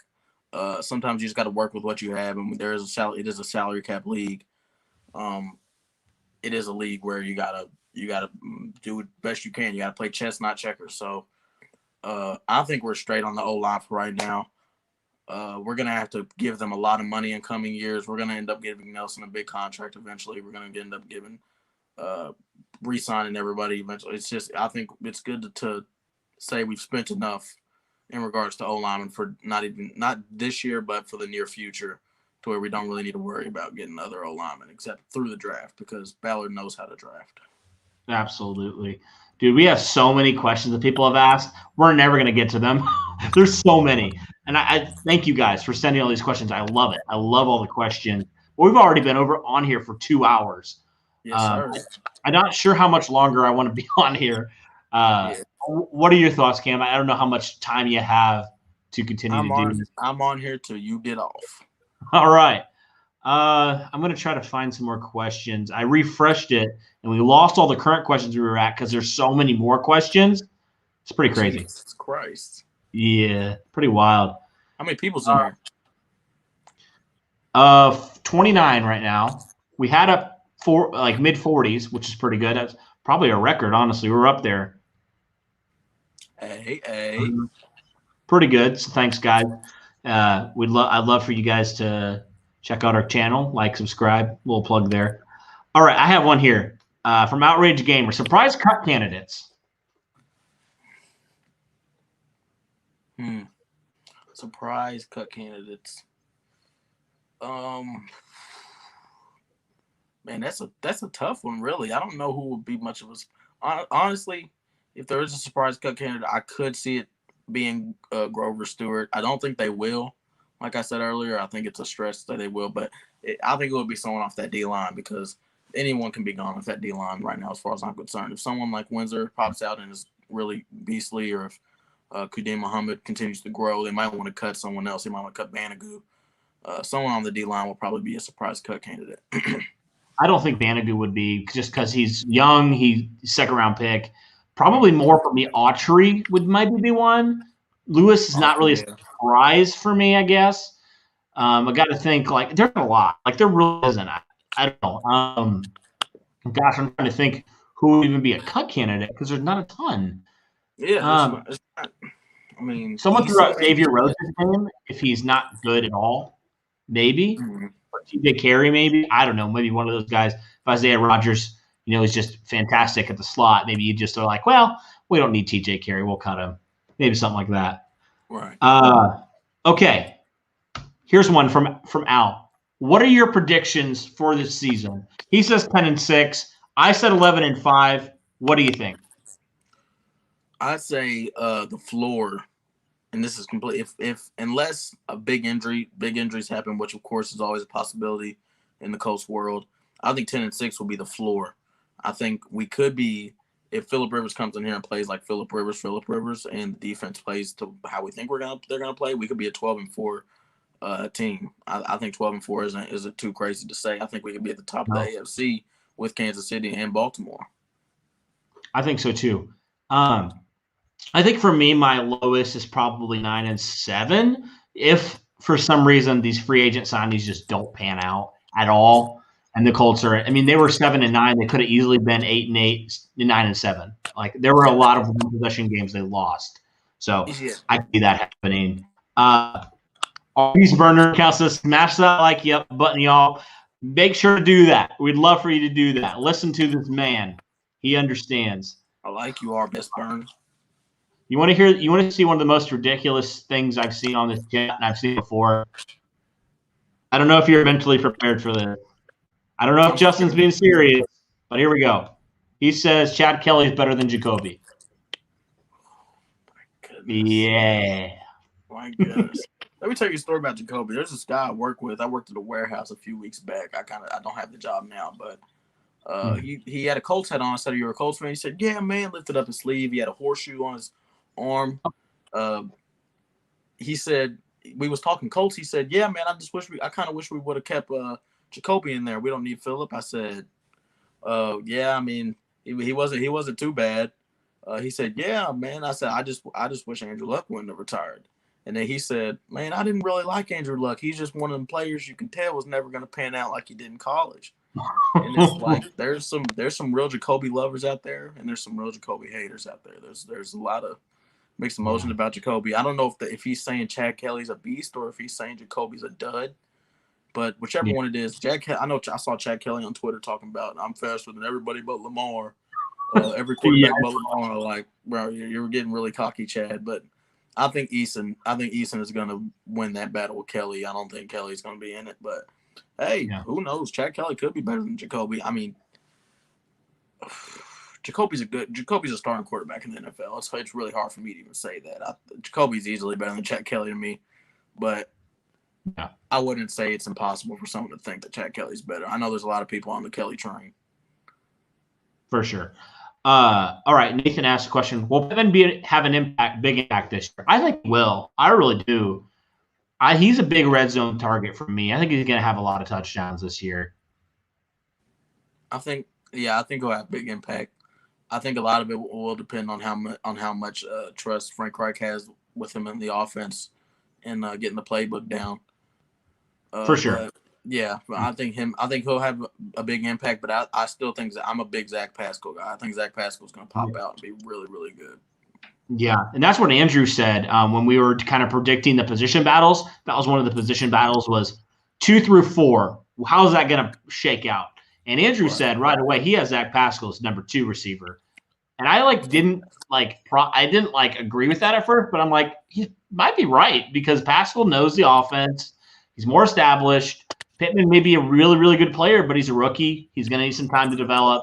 So I get that. I do. I love the Zach Pascal love. Obviously, we interviewed him. His goal, he thinks he wants to be a Pro Bowl player this year. If he's a number 2 receiver, he certainly has that opportunity this year. I think he can do it. I think so, too. If he gets that opportunity, I think he has the chance to do it. I mean, with Jacoby as his quarterback, he had some pretty good games last year. Great interview with Pascal, by the way. Thank you. Great interview with Pascal. If you guys haven't watched that, be sure to check that out. Zach's an awesome guy. I mean, he's great. Him and Reese, those 2 guys are awesome. Definitely rooting for both those guys to make the final roster. Reese says he doesn't ask a question. He says Rivers will be much better than Brissett. Will have more mistakes. I mean, I think that's kind of what you're trading off, right? With Brissett, he's not going to turn the ball over a lot, but he's not going to force a lot of throws. Rivers is going to do more of that. So you're going to get more turnovers, but you're also probably going to trade that off for better passing offense. And I think the Colts felt like they could limit the turnovers, and they felt like that wanted that. I agree with them. You want that as opposed to a guy that's scared to throw the deep ball. Like that's just kind of where I stand, Right. and that's kind of where the Colts stand. That was the thing with Jacoby. It's just he didn't take those chances. I mean, you couldn't make mistakes if you're not taking chances, and he did. He took. It felt like no chances. He was just the safest quarterback in the history of the game. It felt like you could tell Belichick had something to do with coaching this guy. He was very just do your job and try. Don't take chances. Don't do anything out of the quarterback norm. It felt like he was not a big play. Brissett's just not a big play guy. So of course Rivers is going to have more mistakes, but he's going to have way more big plays too as a result of those mistakes. You got to take the good with the bad, like you said. Yeah, that's kind of how it goes. Michigan asked top 5 defense. I don't know if I'd go top 5. That's achievable, I think. I don't know if I'd go that far. I'd say top 10 for sure. The only reason I can't is I don't the corners that aren't proven. I feel like if the secondary was more proven, I'd be way quicker to say that.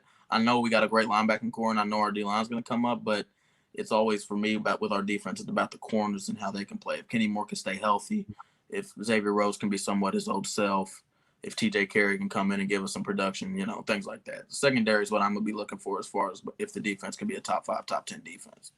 Mm-hmm. That's kind of where I'm at. The secondary is definitely would be the Achilles heel if there's anyone on that defense. So that honestly, early draft predictions, that's going to be a big focus this next year. I feel like is going to be corner and maybe free safety, depending on how Julian Blackman pans out there. All right. Jack says, and I'll kind of phrase it as a question: 2 All-Pros in the front 7, so Buckner and Leonard. I think so. I think there's an opportunity. They both have done it before. I think it's definitely achievable for both of them. And who knows? Maybe there's 3. Maybe Toure pops off.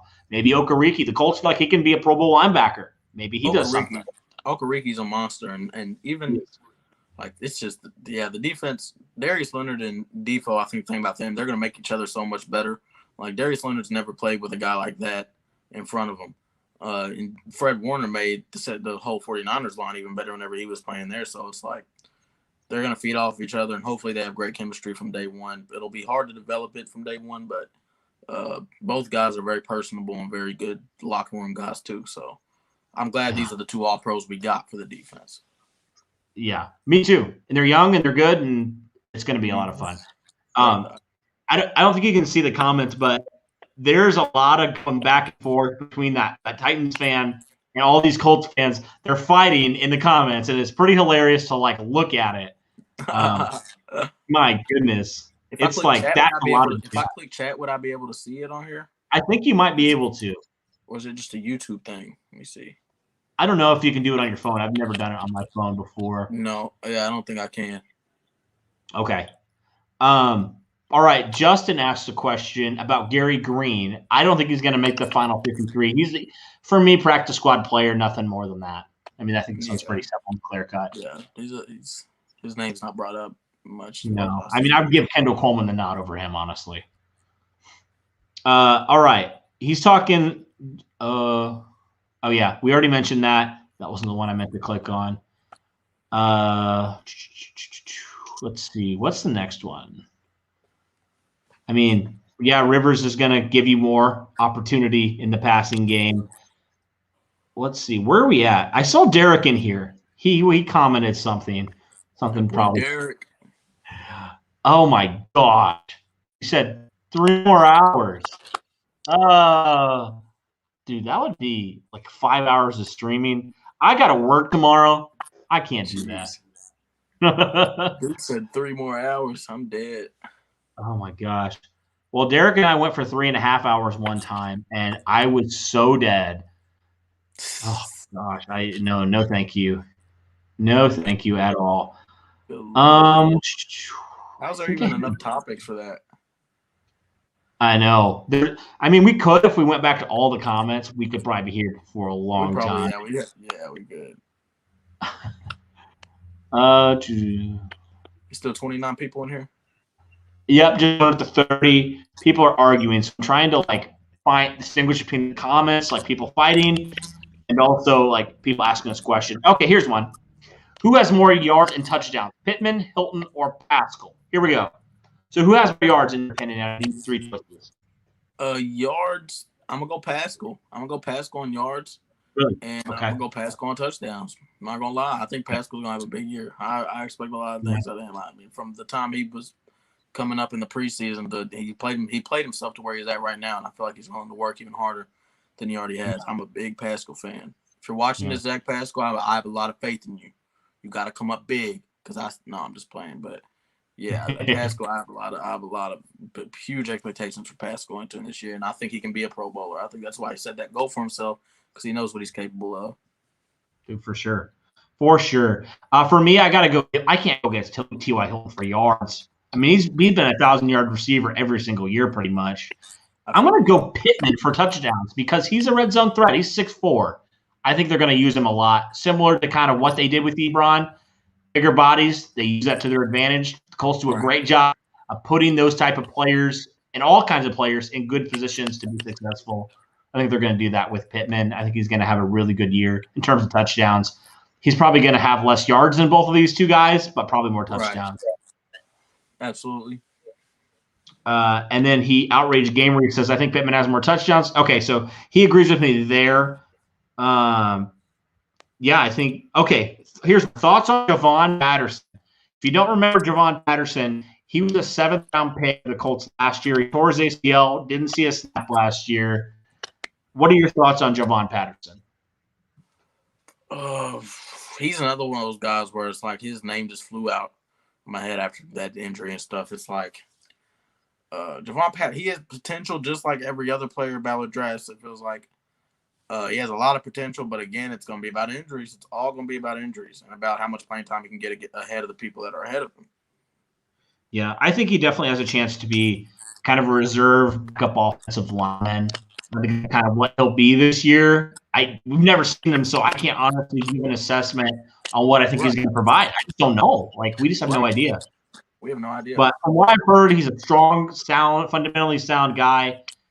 Michael, my co-host on the Colts Brawl, he wants to see him at tackle, backup tackle, which I think is interesting because he played more interior in college. But he definitely has a frame to do it. But I think, yeah, to answer that question, I like Javon Patterson. I like kind of what he brought, and people have talked highly of him. I think he could be a solid rotational piece for you. Michigan Wolverines asked, do you guys think Walker is an underrated linebacker? I feel like he doesn't get talked about enough. He has the same stats as Wagner. Absolutely. Anthony Walker is very underrated in my opinion. I feel like his work gets overshadowed by Darius Leonard's often, which, I mean, for good reason. Darius Leonard is on a whole nother level than a lot of linebackers in the league right now. But Anthony Walker is a great complimentary piece to him, and Anthony Walker is a great locker room presence. I remember him coming out of Northwestern. Everyone was talking about how he could develop into a captain for the team. He's a very, very underrated linebacker, and I feel like he does not get talked about close to enough. Mm-hmm. Agreed. I love Anthony Walker a lot. I think he's very underrated. Derek's a big fan of Anthony Walker also. All right. Thoughts on Luke Rhodes? I mean, you can't really say a lot. He's a long snapper. I mean, yeah. I don't know how much you can say about a long snapper. He's pretty good. I didn't watch his highlights, but yeah, I'm sure right. He'll work. I'm sure he'll be good. Yeah, no, he's converted linebacker. I think he's played pretty well with that transition. All right. Linda says, who gets more yards after contact, Hines on passes only or Campbell? More yards after contact, Hines on passes only or Campbell? I feel like Hines, just because he's very slippery, he's small. He's. I mean, I know Campbell's not big by any means. He's not a huge target, but Hines, his height, his slitheriness, he can kind of get under tacklers easier. He's a little bit more elusive. I feel like jittery, a little bit more jumpy. Campbell's more straight line speed to me. From what I've seen, Campbell can really he can turn on the jets at any time. But I feel like if Campbell's scoring, you're not really going to see him even getting contacted. A lot of Campbell's touchdowns and scores, I feel like, will be plays where he would just flew past the defense, just got behind the secondary and took off. Mm-hmm. But Hines is going to be catching more short passes, more check downs where he's going to get touched a lot more, and he's going to have to make up for a lot more yards. So right. I'd definitely say Hines on passes. I agree completely for all those reasons you just said. Hines is going to, obviously catch out of the backfield, so he's going to get more yards after contact than if Campbell's going deep and gets that. So I agree there. Absolutely. All right, next question here. T.Y. will not have to carry the team this year with a run game plus big wide receivers. He will hopefully be healthier. Paris could take his place as a speedy wide receiver. I mean, maybe. Yeah, maybe Paris Campbell could. and be developed. T.Y. could teach Paris a lot too. I mean, they have very similar skill sets. It's not like these are two polar opposite dudes. These two guys can feed off each other and help each other. The same way I feel like Pascal, even though he hasn't been in the league for too long, he can teach Pittman. I mean, they're both big guys, both big possession, get the catch and do as much as you can after you catch it, guys. So it's very. I like the way our wide receiver group complements each other, and hopefully Paris and Pittman can be stars. If Paris Campbell and Michael Pittman Jr. can be stars when healthy. I mean, it's just every position you talk about on this team, it's like you see so much potential. It's crazy. It's insane what Ballard has done to this roster in the short time he's been here. It's absolutely insane. A complete turnover. It is. It really is. All right, so I think we're closing. We're getting close to 2.5 hours. I think we're gonna cut it off at 2.5 hours. We've got a few more questions here. We'll try to get to them all. We'll try to make it a little quicker than normal answers. Talking about Walker, very underrated. Jennifer agrees. Byron asks, how would you feel about doing a bone backfield with Nix and both Taylor and Mack in the backfield? Well, I mean, while it would be fun to watch, I don't know if I would prefer it just because it's more chance of injury for both of those two running backs, and I don't like running Taylor and Mack out there at the same time. They kind of complement each other. Where when Taylor's not in, when Taylor needs to get breathers, Mack can play. When Mack can't, Taylor, etc. And even Wilkins, you could throw Wilkins in. I feel the same way about him. It's like if I'm gonna play a bone backfield with Nix and either Taylor or Mack, I would want Wilkins to be the other running back because I don't want my two best running backs on the team to get hurt. And there's a higher chance of that if they're both playing a lot of snaps together. Agree. Speaking of Wilkins, Justin's talking about him. He wants your thoughts on Jordan Wilkins. He thinks he can be valuable in case of injuries. I mean, we even saw it last year with Jonathan Williams. When Marlon Mack went down, Jonathan Williams all of a sudden became a healthy scratch to a very important piece. He was running over 100 yards in back-to-back games. So I agree that I would keep Jordan Wilkins because of that. And even because of Mack, what if he doesn't come back next year? You still have Wilkins under contract. He can step in and kind of be that, Nick Sirianni refers to it as a 1-1 punch. He can step into that role, be a lot cheaper than Marlon Mack. If he does, for some reason, does not come back, I think, definitely could be a potential thing. But what are your thoughts on Wilkins first? He's another one of those players on the Colts where it feels like he's underrated because of the players in front of him. Like Mack is a very solid running back in the league, so of course he's going to get reps over him. But Wilkins is not by any stretch of the imagination a scrub or a dud. Wilkins can play. Wilkins can run the ball, and eventually Ballard, I feel like, will use him for trade value. You can get picks, you can get something out of Wilkins eventually if Taylor pans out how we want him to, and if Hines remains on the roster for as long as we think he will. I think Wilkins will eventually move on from him, but I love the way he's been playing for us because it uppers his trade value, and that's really all you could ask for out of a guy who's coming in getting third string reps. Yeah, and his average yards are just wild, like over 5 yards a carry in the limited snaps he's gotten. So Jordan Wilkins is a guy that I love. And Outrage Gamer agrees. He says every time Wilkins touches the ball, he usually has a big play. So I think he can be a decent running back, but he's not doing much with Indy. Right. It's a similar situation in some ways to what we talked about earlier. Trey Burton just did not get the opportunity because there was good guys in front of him. And exactly. And that's why I feel like a team's going to be willing to bite the bait on Jordan Wilkins. Someone needs a running back and sees that Wilkins can help them out a lot. Just like with Indiana, when people talk about with the Pacers, when people talk about trading Miles Turner, they just say Miles Turner will be an all-star somewhere else. If Miles Turner played somewhere else, he'd flourish. If a lot of people think the Pacers world, there's a lot of players like that on both Indianapolis teams where it's like you feel like they're stars, or could be really good starters if they play somewhere else. Absolutely. Question about the middle linebacker position. Will Bobby Okereke start over Anthony Walker? This is the toss-up for me. Start. I don't know if they're going to even consider that situation a start and bench situation. It's going to be a by committee thing, a lot like a running back by committee. I feel like the linebackers, it's going to be whatever package you need for whatever offense you're playing against. You could use Okereke or you could use Walker, or you can have them both out there sometimes. Give Leonard a breather, and it's going to be a lot like it's going to be a linebacker by committee thing. I feel like because both of them need reps, both of them. Yeah, And that's what the Colts did last year. I mean, they basically created a Sam linebacker position just to get Bobby Okereke on the field because he was that good of a player. But it speaks volume to how much they think of Anthony Walker that, as high as they are on Bobby Okereke, they still want Anthony Walker in their starting lineup. Because he's such a leader. Like Walker, he's going to help lead. He's going to be a presence on the field. You're going to hear him. Yeah, and he also has 20 less tackles than Bobby Wagner in the last 2 years. So he can rack up the tackles. He led the Colts last year. Bobby Wagner's the bar for linebackers right now. Right. Absolutely. Right, exactly. That Seattle defense. Woo. I know, yeah. Michigan Wolverines, he says, stupid question. I asked Derek this. Do you think Matt and Taylor each rush for 1,000 yards?